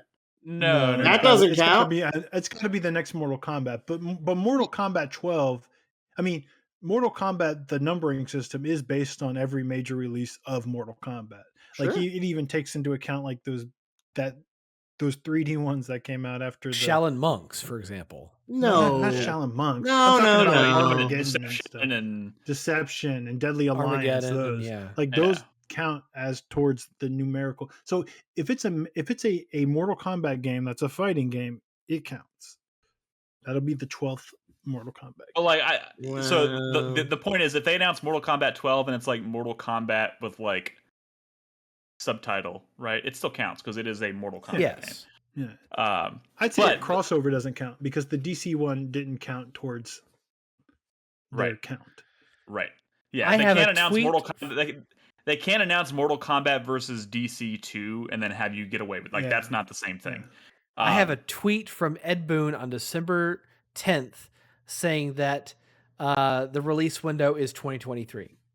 or Okay. specifically for Mortal Kombat. No, he didn't say. For their next project. He said their Ed next Boon's a project. fucking- He He does can't that shit he all can't the come out time. and just say it. Wait can. a second. There was also a bunch of rumors running rampant that they were working on like a Marvel fighting game. I believe. That's, I don't that's believe not that. happening after Warner Brothers Discovery. Yeah, I don't believe that. I'm just saying. It is a I safer bet bet. their for next game them. I don't is believe- a cool crossover. They might have been working at that at one point, but I don't believe that's ever Okay, going I to could, we're I getting- could see we're- DC versus Marvel. I We're could getting see away. So literally anything other than Mortal Kombat 12. So that's what I'm saying. Like I'm very excited. I'm glad Chris Davis took these risks, and I'm glad Carlos went for Exo Primal because God, if those things are genuine surprises, like it's gonna compound on top of the already like it would already be surprising if Mortal Kombat 12 was announced, but like if it is, now it's got this extra Dude, layer I of oh my mean, god, it's gonna be great. Someone had to jump into the volcano for everyone else's amusement, so Okay, Might as well be Chris that Davis. wasn't Thank a you, Chris volcano Davis. jump. Okay, that was a safe ass counter pick. that was leaping without looking at the very least. Could be a cliff, could be a nice little pillow factory at the bottom of that jump. I think the ballsiest counter pick was Nolan's with Hogwarts, but I think he's barking up the right tree with that one. For All sure. right, we'll see. We'll see what happens. We'll find out. We'll find out about that But, one like, sooner rather than later exciting too. because it's a game that comes out soon, right? So Yeah. Mhm. drama. We'll actually like by the end of February, we should have quite a few. Well, actually, there's a few big releases in February that weren't claimed at all. So I don't I know. still think you're a Um, coward for not picking Dead Island too. But, I but ha- you know, but you- we should get to the trade at hand. Well, technically speaking, Brad, I could still bid on that and pick it at any time. I don't have absolutely, to wait. absolutely. Although we do need to talk about how we're going to handle picking up games because I Yes. feel like we're still on the fence about how we should handle that. But because that's not for the system that's is not for designed- discussion. Oh, you're right. You're Well, right. Yeah, we're not here to The- talk about that right okay. now. We'll have plenty of time to What address led to that. this discussion is I offered a trade to Crispy, $5, I believe, plus Starfield for Street Fighter 6. And my reasoning was that like he's the space guy who plays space games. It makes more sense for a As the guy fighting game playing to be on Citizen my Sleeper. roster and for a space game to be on Crispy's roster. And my opinion is that Street Fighter's probably going to do pretty well, but I feel like there's somewhat of a ceiling for a fighting game, realistically. I mean, while Street Fighter 4 scored really well, it's also like was a landmark, like 2009 they call it, was a landmark year for like bringing back fighting games because of that game. I don't think it's going to score nearly that high, but you know there is a hype for it, right? It's not going to bomb. critically. My argument is that Starfield has potential to be higher because in the past, Bethesda games have scored like in those crazy numbers that very few games do, right? Like Even I'm the talking ones where like the above community kind of 94, turned on them 95, faster than 96, others. like really high, right? And my argument is that there might be more of a risk with Starfield, but I think there's no way that score really goes low enough to actually do any sort of damage. And I started giving examples of games that people talk shit about. Like Fallout 4 is an obvious one. Their last like main line release of one of their games is still a fucking 88 on Metacritic, right? And like people act like that game is fucking tragedy. I honestly can't believe people hate that game that much because I don't know if they do. I mean, that's the thing. That's the silly talk part, like right? they do. People certainly talk shit about that game. Like, but it's a game that scored that scored an 88, which is going to be higher than most of the games we fucking drafted on draft night, right? That's a really good score. And then I gave the example of fucking Cyberpunk, which no one could name a bigger tragedy train wreck of a hype it was a sure thing. CD Projekt Red was untouchable. No one thought that this game could be what it was. I don't think there's been a bigger like flop of a tragedy for a game release than Cyberpunk. And that game is at 86 on Metacritic. An 86. And that's probably a score that went down after launch because reviews come out like months later and they're not as good, right? Because people see the reality. My argument is that I feel like a game like Starfield has a similar effect to a game like Cyberpunk's a fucking tragedy. I don't think Starfield's going to be that sort of tragedy, right? But I think it is big enough because this is from the makers of Skyrim, of Fallout 3, of Oblivion, whatever, right? I think at worst case scenario is it's not going to score that badly. Someone brought up a good example in Discord. The floor is really high for a game like Starfield, meaning I think it can only fall. Fucking Cyberpunk's at an 86. Like, let me ask you this: what's like as far as mainline Zelda games? What's the one that people talk shit about the most? Skyward Sword. Like they'll straight up say this is like, don't even play this one, right? Yeah. It's at a 93 on Metacritic, which is insane. Insane. I think Starfield is not Legend of Zelda. Because it's not Legend of Zelda. And we say this a lot. I'm not saying the floor is 93 for Starfield. First of all, I think the potential to be that high is there. Can I offer my rebuttal to your arguments? Yeah, please. Let's hear it. Okay. So, first of all, I think you're right. I think this is one of those games that traditionally fits the mold of an inflated score sort of game, right? But I also think we live in a post-cyberpunk world. I think all of those floors, just across the board, just got a little lower.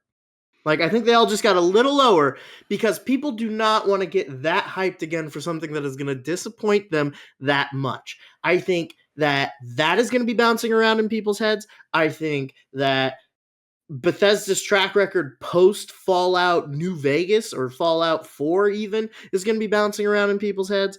I think there are a lot of external factors that are going to not tank the game, but just diminish it. Just bring it down a little. Hang on. Just bring it down a little bit. And the important distinction here is that in considering this trade, I am comparing Street Fighter 6 to Starfield, specifically. Those two games.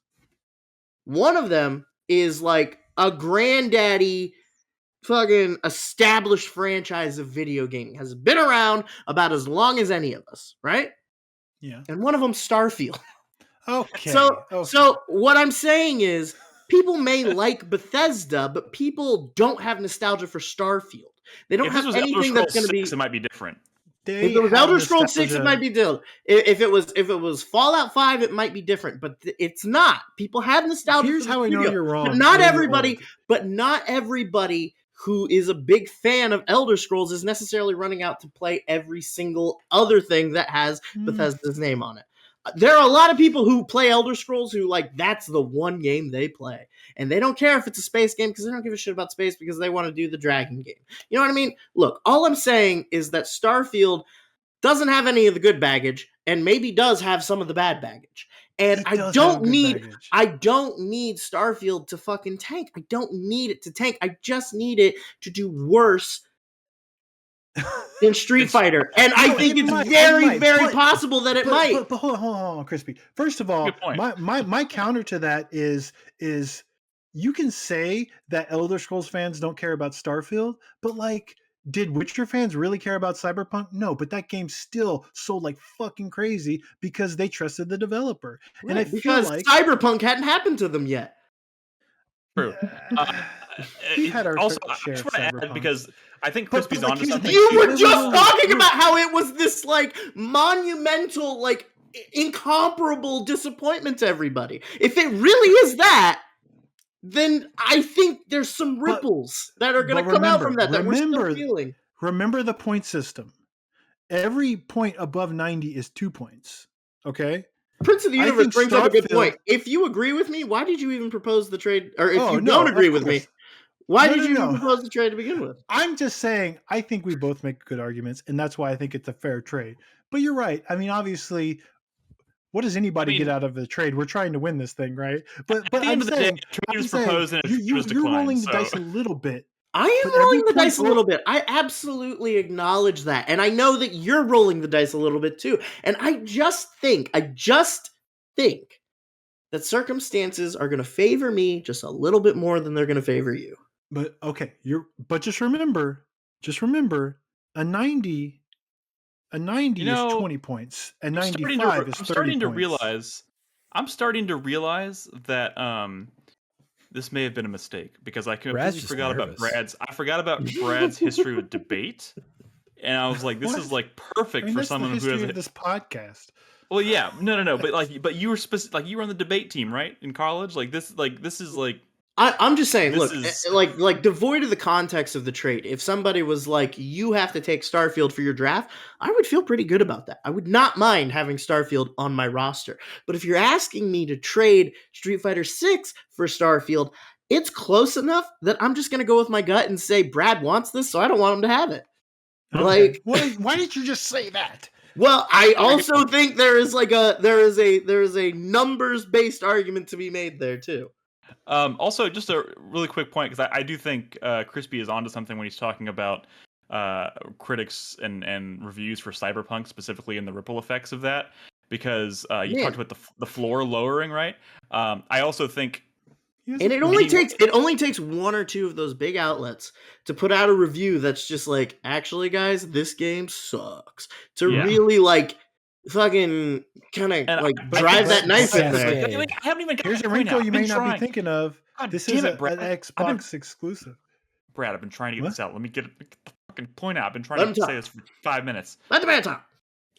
Also, specifically, any outlet who reviewed Cyberpunk at launch favorably is probably taking a long hard look at how they review games at launch. Like, I feel like they have to, because at this point they probably got so much kickback and so much just shit for how they did that. Like, they've all got to be rethinking how they're doing it. I mean, it might be the biggest example, but I mean, also a game that has good scores in the 80s, fucking Final Fantasy 13 and 15 and shit. I mean, sometimes a franchise is like has prestige, and the topic at hand though is, when is a game too big? Exactly. I think it's easy to sometimes identify. The franchise has prestige, and my franchise is the one with prestige, not yours. No. Yeah. Hey. Street Fighter 5 is at like an 81 on Metacritic, and Cyberpunk is sitting at an 86. Look, if Street Fighter 6 scores an 80, look, even if we're going back and we say that like Street Fighter 6 is going to perform exactly the same and it's going to get an 81, then the question to me is, do I think that Starfield is going to score an 80? And you know what? I think it might. I think it could. I think it probably could. No way. We'll see. I guess we'll fucking see, Brad. I guess we'll see. Look, man. I mean, I think you're going to be happy with your 88 from Street Fighter 6, and I'm happy for you. And I'll be sitting pretty with my 94 with your and my 2 extra. Yeah, but Brad, it doesn't even matter because he's got 4. Oh, but you don't understand, man. Anything could happen in the news cycle between now and then. Todd Howard could come shit. out like having been like sexually assaulting people for years, and that might just fuck that's everything for you. It's a little bit too real for our industry. The news cycle is gonna deliver some roundhouse kicks this year. I can feel it in my bones. Yeah, I think that's inevitable. Ed Boon is arrested and sent to jail for the rest of his life. Not that exact scenario you just proposed, but yeah, just in general, there's probably going to be some Chun-Li's some blindside news. Yeah. Wait, what did you just say? You know what? I don't want to know. I don't want to know. I think that adequately sums it up. So yeah. All right. So a trade was proposed and a trade was declined. That's what it sounds like. Wait, it's still open. I don't know how long can a trade sit open. I declined or it. Or did you decline it? I'm pretty sure I declined it. Yeah. Nick declined a trade that I proposed too, that I thought was actually quite generous. I thought as the projected first place winner, me reaching down and helping out the projected 5th place winner was like kind of a show of that was an actual grift. Wow. I don't buy that at all. Proposed, what was the trade? Well, Crispy wanted my Suicide Squad Kill the Justice League, and he was going to offer me... Which game were you offering me? It was Warhammer 40k Space Marine 2 and $1. And $1! A grift. That game is 1, not coming out. 2, not even from the developer that made the last game. And 3, that last game is still scored in like the low 70s. Being optimistic about the score of Space Marine 2 or even coming out is insane. Hey, as someone who played Warhammer, as someone who played Space Marine this past year, we're not talking about games that are not fun here. We're talking about games that will come out and score well. I don't know. I think Games Workshop has a big Saber Interactive. I mean, come on, they like port games. Come on. Not anymore, baby. I was wouldn't listening. Wouldn't it be nice? Wouldn't it be nice though if Space Marine came out and it was like a 95? Yeah, dude, these are the things, man. But see, you bring up a good point. You could put up Last of Us numbers. You know that can't happen, but Starfield. Oh, dude, it could happen. Oh, fuck you. Could happen. Space Marine 2 gets a 95. Dude, I would weirder eat things have happened. The hat. I would eat anything. I would eat a stick of dynamite lit on a lit stick of dynamite. This Space Marine 2 scores a 95 on OpenCritic or Metacritic or whatever the fuck. Literally everyone who played it loved dynamite. That's true. But I think it has the potential. I do think it has the potential. Like I wouldn't be shocked if it came out and got like an 85. Like I feel like that would be pretty surprising. Sure. That would be pretty surprising. People laugh at my list, but you know what? I pick. People laugh at your list. Look at my list. Victory. Okay, 85s are going to take me to victory. Y'all's big swings. Sluggers strike out. I get on my list is going to get on base. Chris Davis one is of them's doing already on base. It's called Valheim. Chris Davis is doing the Babe Ruth where he steps out at the plate and like points out to left field. And everyone's like, "Oh my god, he's called his shot." Why did he pick Mortal Kombat for a second pick? Okay. Let's talk about one thing. Okay, the projected points puts me at last place, and I am 20 points behind the next person. Okay, I think that it's only fair that if Mortal Kombat 12 does get announced and it comes out, I get double points across the board for it. Okay, first of all, Chris Davis. Double points. This fucking guy. That's not how this works. I think that's only fair that way. Gotta fucking Chris Davis, you also got to remember this is all governed by a system that we didn't create. So we could have a gentleman's agreement. We could shake hands on it, and we could just give me extra points from Mortal Kombat 12. There's gonna be no gentleman agreement here. Okay. Chris Davis took a revolver, loaded 5 cylinders, spun it, put it to his head, and said, "Give me $100." Oh my god, yeah, he kind of did, didn't he? But this is what makes it fascinating. This is why I'm very, very excited for the year to come. Again, I can't stress this enough. Go listen to last week's show. It was a ton of fun. And we have 4 more pickups we'll talk about the rules and how that's going to work down the road. 4 more pickups. I was listening to the show today, and I was like, every time I would make a pick, I mean, I knew what my list was already, obviously, but I'm listening to the show again. I'm like, fuck, Nick, why did you do that? And I'm sitting here looking at my list. I'm like, I gotta make some safer choices in the second half. Like when all right. when So I need to fill out. I need to make 4 picks that are fucking super smart because I took a lot of gambles. okay, so since all right, here we go. What if for the pickups when we do that round, it goes in reverse order of whoever's It's last not a round. first? We don't do a second draft. You need to go to the site and read some FAQs. I'm just saying I It's should not- get first pick because I'm in last place. No, Chris Davis, you can pick a But game you right have- now. You make a system. pick right now. You can make You a pick have right money. now. It's You all have money. You can bid on a game. It's all a bidding money now. system. So that's why I was saying earlier, I could go pick Dead Island 2 right now if I wanted to. I can go bid on it, and if nobody outbids me by Saturday when the next thing closes, it's on my list. But real Prince of the Universe in chat says Chris Davis is the embodiment of that meme where the guy shoots the other guy in the chair and then asks who killed him. Oops.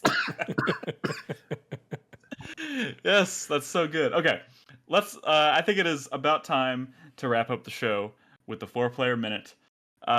So y'all know how this works, and look, we're making record time. Brad will even be able to see the end of the 4-player minute tonight. So Brad, I'm gonna turn it over to you. This isn't my 4-player minute, but the other day I tried to explain who Tom Green was to a 26-year-old. Oh no! And I was like, You ever seen the like- Tom Green show? I mean, I was like, I don't know, maybe sort of like Eric Andre or whatever. And then she was like, who's that? And I Oh no! yeah. You've never seen the classic film Freddy Got Fingered? Dude, at this point, somebody who's 25 now was 15 when Eric Andre started. Oh no. Okay, with that does lead me to my 4-player minute. It's me sort of thinking about Dead Space. Obviously, it is on my list. Yep. I don't think it's going to get me more than like an 85, but whatever. I That's was thinking, 15 points, man. does Dead Space as a base game, like does Dead Space as it exists in the world, even if it's pretty, is that a game that like blows people's minds in 2022, right? This was sort of another conversation we were having in Discord, right? Like, is that game really that I mean, good I don't know how to answer that all question these years because later? I mean, it blew people's minds back in the day when it first came out. I mean, Yeah. I don't see. I mean, it still holds up remarkably well. I think that game. Well, it was a pretty like simple, straightforward game. I feel like it was and like, it dude- relied a lot on its setting, its atmosphere. You know, I don't know. Those things go a long way. But that's not actually my 4-player minute. okay. I was When are you- watching the launch trailer for Dead Space Right. remake, Right. and I was in the comments, and this motherfucker's over here, Crispy, telling me that people have nostalgia for Street Fighter. These people in the comments were like, "Oh my god, my childhood." The original Dead Space, and I don't know. It's weird, right? It's weird that Dead Space is a game so old that it could be someone's childhood, and these are like adults in the comments. We have to be careful, guys. We are officially entering the territory where, like, our podcast could very easily just evolve into us being very bitter about how old we feel because of other people's. I know views no, but and- see and- that's the thing. It's fine. It's fine, and I'll tell you why. And this is where my 4-player minute is also going.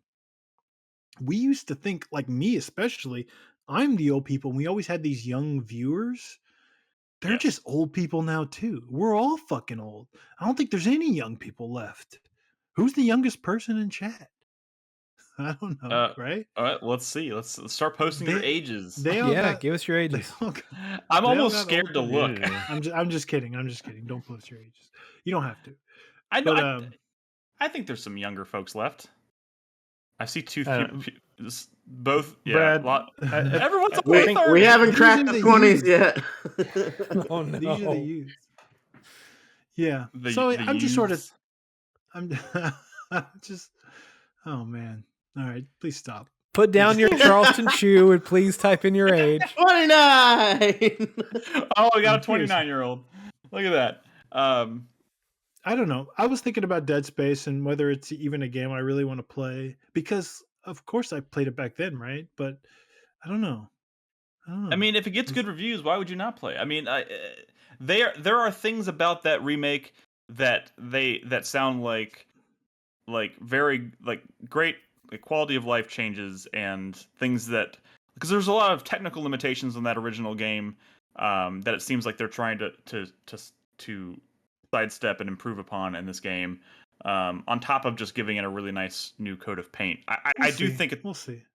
I do feel suspect this game is going like to feel. this game exists. I feel like this game exists because Resident Evil 2 remake set the world on fire. But I feel like this is not going to be that level of remake. And I Well, wonder if a I don't game think it can that be only has a because. little bit of quality of life is gonna But really. I don't think it can be because you're talking about a game that came out on the PlayStation 1 versus a game that came out on the PlayStation 3. You know what I mean? Like it's But in 2008. yeah, no, This- I mean it's going to be a jump. I mean it's going to be a big jump, but it is also like they didn't have to like just think about the way Resident Evil 2 was built back in the day. Like it's a completely different like like the architecture of like the level design and the camera had to fundamentally change. That doesn't you can't really say that about Dead Space. So it's going to I think it's going to ultimately feel like a safer remake, but yeah. like remakes like that can still like the Demon Souls remake was incredible, even though it was pretty much a one-to-one But this ain't no remake. Blue Point remake, right? This is more We of a. don't, dude. I don't know. I think know. Does it look I don't. nice? When I went I back to think it like looks. old Dead Space footage, it looked pretty fucking old, I guess. But like, it's Yes, still no, no, no. not the I kind of watched. leap that I mean, I you can watched install Dead the. Space on a PC and it looks just fine. I I think watched the you're opening cutscene of Dead Space 1 from the original, and then watched the opening cutscene from this new one, and holy shit. You don't think it's that dramatic of a difference until you watch them back to back. It is a Watch huge PC difference. footage. I am Anyways, watching that's all. PC footage. Brad. PC I footage. think you're really underestimating what Motive is capable of. Motive. Okay. Like I mean, they Motive did some really cool things with Star Wars Rogue Squadron. That what it was? That they VR did game? Squadrons, yeah. Squadrons, that's what it was. Yeah. That game was fucking impressive. Like That was from a cool. tech standpoint, from just like being like a really like rock solid VR experience, like a really So what do you think? kind of amazing VR What experience. do you thinking the game's going to top out at on Metacritic? I think OpenCritic? an 85 is safe. Is That's a safe fair. bet. 85. That's not good enough, man. I was hoping for like an 88 at least. I don't know. We'll see. I mean, I'm hoping. Okay. I'm pleasantly surprised. I mean, that's not Or saying actually, much you know, about. That's not saying much about Dead Space if it only gets an 85. Oh come on! You That's can't not have. true. You're sitting here. What about that Resident Evil 4 remake? At least we can all agree Resident Evil 4 is a much more impressive game than Dead Space. Anyways, go Honestly, ahead, whoever. the first thought I had when you were like, the first thought I had, Brad, when you were like, "You're cursed. One of the AAA games next year is gonna fail." I was secretly hoping it'd be Resident Evil 4 because I was like, Wait, I've played you that were game so many hoping? times. I was like, You were I don't hoping? even like. The closer we get to that thing, I'm like, do I even want a remake of Resident Evil 4? What I've played that game. the fuck are you talking I don't about? You're the even one know, man. who talks shit about me saying that. Oh, that island, man. The island sucks. It did, No, and it they've doesn't. already You confirmed suck. the island is still in the game. I know. It doesn't I'm matter. just. You take the entire island from Resident Evil 4, it's still better than most video games. I don't agree. Anyways, Wholeheartedly disagree. okay. Who's next? Chris Davis, why don't you talking right now? Why don't you go next? What's 4-player minute? Okay. My 4-player minute is that I'm kind of at a loss right now of what I'm going to play between now and Dead Space. Forest. You should play the Forest. No. I mean, with me. No, give me something else because I really don't. I don't want to play that. what were you playing earlier? What were you playing 2 weeks ago? I wasn't playing anything 2 weeks ago. I haven't played a new video game in close to a month at this point because I had to work on Game of the Year stuff. January 1st rolled around. You just threw all your 2022 games in the trash. Yeah, and I started playing Elden Ring. Oh wait, you were playing Elden Ring. Okay. Elden Ring consumed my life. It does that. So yeah, I'm on the hunt for something to play in the interim. This is why this is why you should actually How write about down your Yakuza backlog. 3? I mean, you play Yakuza 6, you might as well play Yakuza 3. I don't Chris own Davis. Yakuza 3. Go write down games that you like. Just when things come to mind, like things you want to play, just write them down, and then you have a list, and you can be like, "Well, I can't think of anything. Let's see what's on this list." You could replay Demon Souls. Yeah, I mean, I could replay Demon Souls if I actually had a copy. But no, that Motherfucker. I mean, I don't want to play Yakuza right now because I want to be playing 2 Yakuza games this year, and I don't want to get burned out. Oh, you are gonna pick them up though, right? Yeah. You know, for as much shit talking as we did about you picking up Yakuza with 6, you have played more Yakuza games since then. So, right? Haven't you? Yeah. I played 7 and I played Some of Judgment. Oh, okay. Yeah, so So, I know what I'm maybe there getting is into. maybe there is no tragically bad starting place for Yakuza to jump into the Yakuza series like we all Yeah. thought. And like I'm gonna buy and play all of my picks from the fantasy draft. So I'm excited about Ishin. Ray, really? Let me look at your list.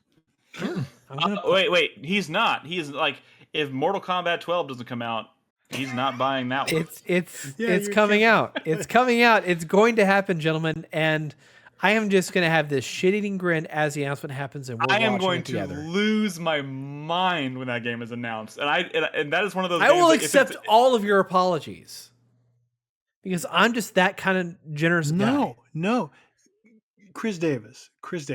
I don't even think picking Mortal Kombat 12 is that crazy. Okay? Like if it was announced. as your 7th or 8th pick. Picking it number 2 when we're It was number fighting 3. for It the was best number games. 3. Like No, it was like, number 2. nobody. Guys, as someone who listened to that show like today, I was surprised how long it took for someone to pick Starfield, and like Starfield was still on the board. That was the second round. I have it in draft order. It was his third pick. Yeah. Oh, okay. Yeah, but I'm saying it was still But on the still. board, and he's over here picking Mortal Kombat 12. Yeah. Yeah. But hey, again, very, very proud of your list. I'm excited to. I hope it works out for you, or not, or I hope it doesn't. I don't. But like Here's that's the fun of hoping. There it. were All still right. plenty of real games that are definitely coming out this year on the list to be picked. Yeah. But you know what? Fortune favors the bold sometimes. Nolan, how about you? Alrighty. My 4-player time of the podcast starts now. I'm pretty hyped for The Forest. I really do enjoy playing multiplayer games with y'all. I look forward to our community nights where we get together and play games. Even though we generally only play them for 1 or 2 sessions, I still really Wait a enjoy the minute. times we do. What's You're up, Brad? excited because we're gonna have a fun night playing together, and a week later you're gonna have a whole fucking Ewok village in the trees, on your own. And we're gonna be like, "What the fuck, Nolan?" Hey, I this would is- love for y'all I'm to join especially and play with me. I'm especially excited to play this with anyone here who wants to play it, because on top of I'm like more all excited like about the Valheim stuff, the it's following like- week when Nolan shows us what he's been doing in the forest. Yeah, no, I am too. But like, I also very much intend to play that game through to completion. So if you start with me, then I would love to do multiple. Do you even sessions. know if there's like an For end? sure. I mean, there's like a completion thing. Yeah, no, there's a story. Okay. I want to complete the story. Okay. But yeah, there is no doubt in my mind Nolan will have like a giant metropolis on this island. We'll see. I think you can run out of trees though. He's gonna have all the monsters in various pens around. It's like, oh, I take their poop and I make, clay Smoothies. with it. Sorry, Nolan, we kind of hijacked. No, your that was it. thing there. I'm Well, excited. I'm excited. I'm excited to play with you. Crispy? Well, for my 4-player minute, I'm going to talk about something not video game related, but gaming adjacent. Cool. And I don't know if anybody here knows anything about this, but Wizards of the Coast and Hasbro have basically been dismantling themselves inadvertently over the last couple of weeks. Yep. So a copy of their okay, how do I encapsulate this drama for people who have no idea what's going on? The open game license, all right, is this thing that Wizards of the Coast has done for Dungeons and Dragons. They did one for 3rd edition. They had a slightly different, not as good one for 4th edition. They've got one for 5th edition, and they're about to release a new version for whatever the next edition is going to be, 6th edition or whatever have you, right?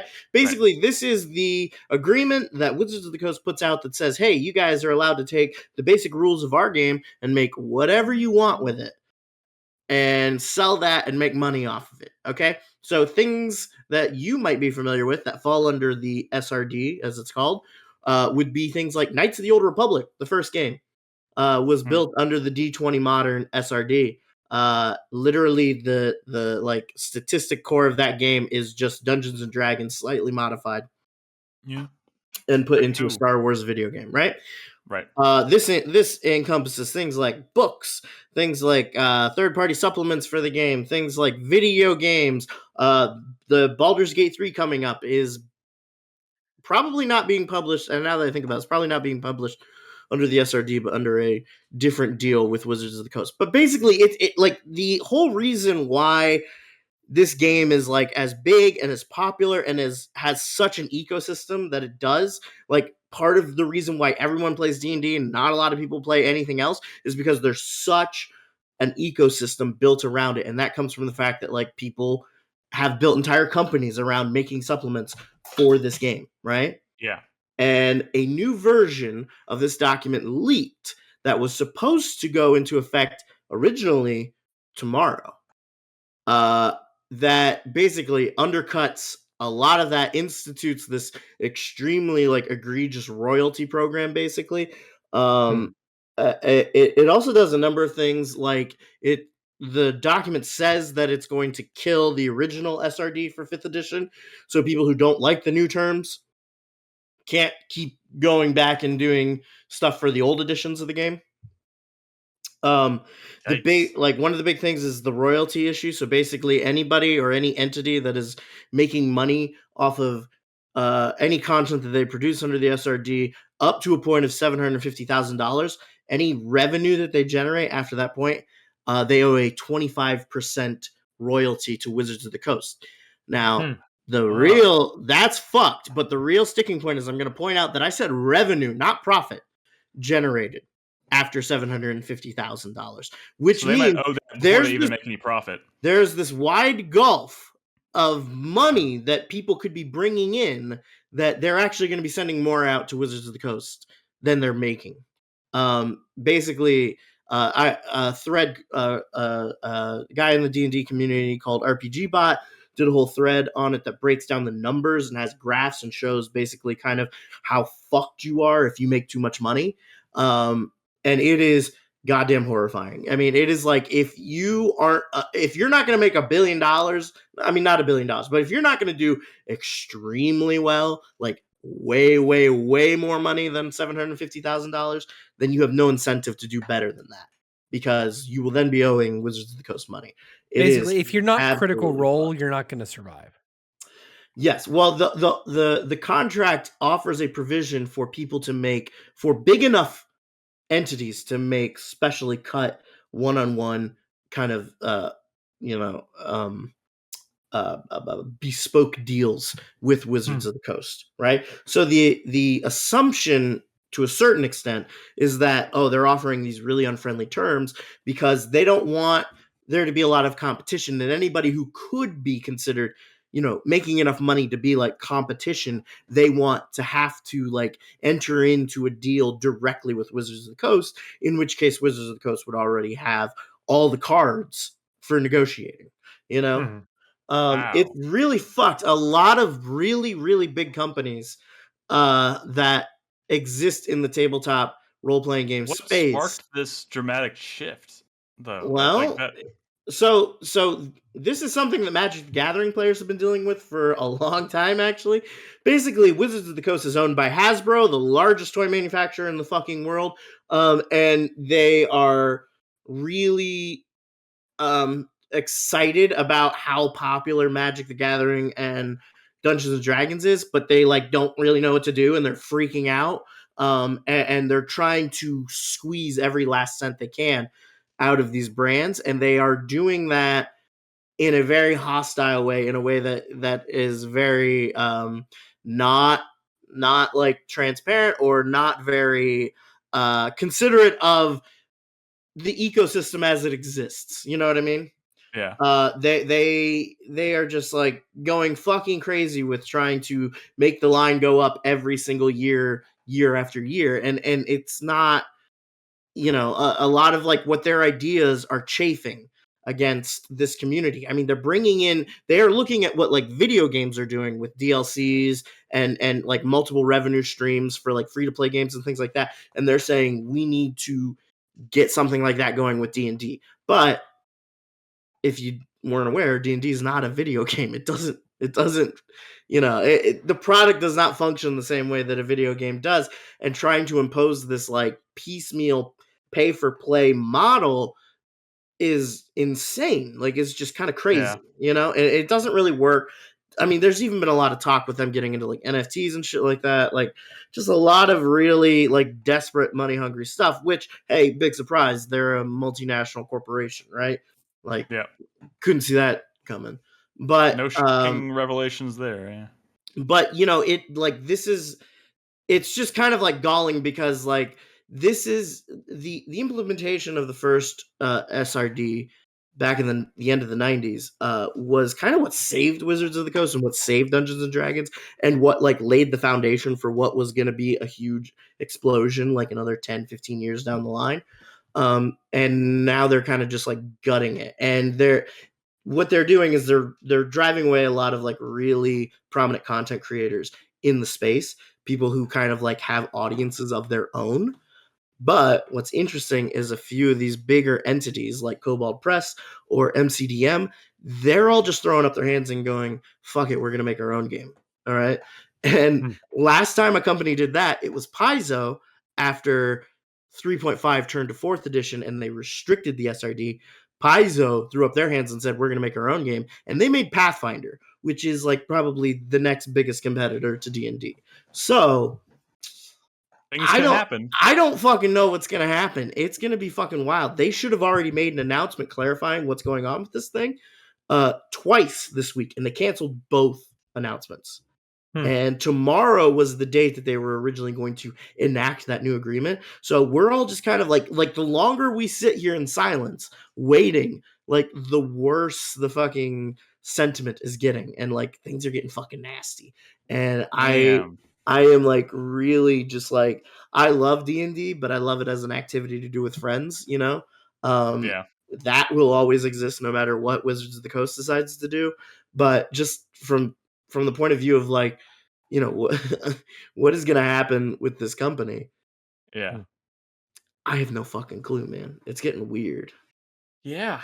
Could we consider that one of the first news cycle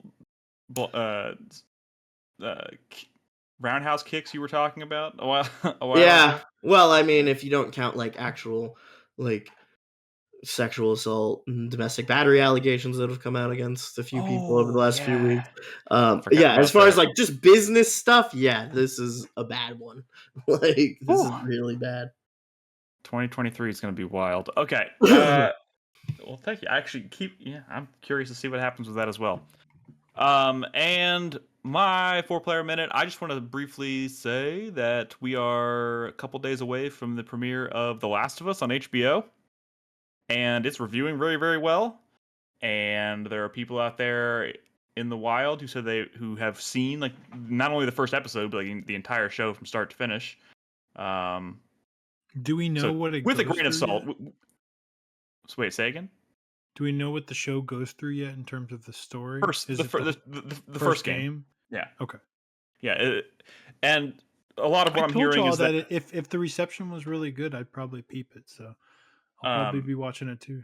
Yeah, I'm very excited to watch the premiere on Sunday, and a lot of what I've been reading from people, not like critics per se, but like a lot of the people who went to the premiere, and other people who have now screened most if not all of the show, is that despite the fact that it follows the story of the first game very, very closely, it finds a lot of really surprising ways to mix things up and surprise you.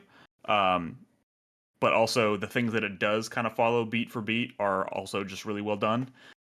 So, I was nervous. I was like, before they started getting reviews and stuff, I was like, I could see this getting like good reviews, but also with the caveat, I was like, it's a video game adaptation, so take that with a grain of salt, kind of thing. But like everything I'm reading so far is that it's very well crafted and well done. So like I was not expecting this level of positivity, So that's exciting.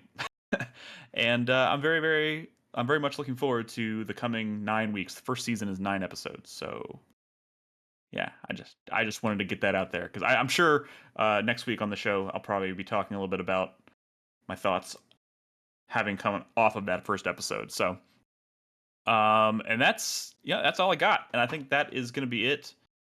That's the first show of 2023 in the bag. Thank you so much for tuning in. Like I said, check out that draft from last week if you haven't already. In the next 2 weeks, I think we have 2 more episodes of this month, or 3. I guess 3 more episodes. On the last one, we'll do our first kind of check in, I suppose, and we'll see where Brad stands with Fire Emblem Engage and Dead Space on his lineup. Two So I'm very 85s, excited. baby. I'm riding 85s all the way to victory. You just did a dab. That was pretty, or kind of did a dab. To the moon. So yeah, check out our top 10 games of 2022. We have 4 videos out there from myself, Brad, Chris Davis, and Ed. I got lists from Nolan and Crispy, and we got the community list. And I've already updated the front page of 4playernetwork.com with our year in review, so you can see kind of the final ranking, how everything when it's all kind of factored in together, how it all turned out. So go check that out. And like I said, stay tuned. We'll be back next week. I think I might do a stream tomorrow. If you're watching us live, tune back in tomorrow. I think I'm going to be playing more Forest on twitch.tv/4player podcast. So come hang out with me tomorrow. But in the meantime, be good to yourselves. Play video games. I said be good to yourselves. I usually say be good to each other. That's what I meant to say. Be good to each other. Nope, we're going to be you good can to be ourselves. good to yourself too. Or be good to yourself This too. is the year of self-care. Yeah. Treat yourself. And yeah, we'll see you next week. Have a good night. We love you. Goodbye. Bye.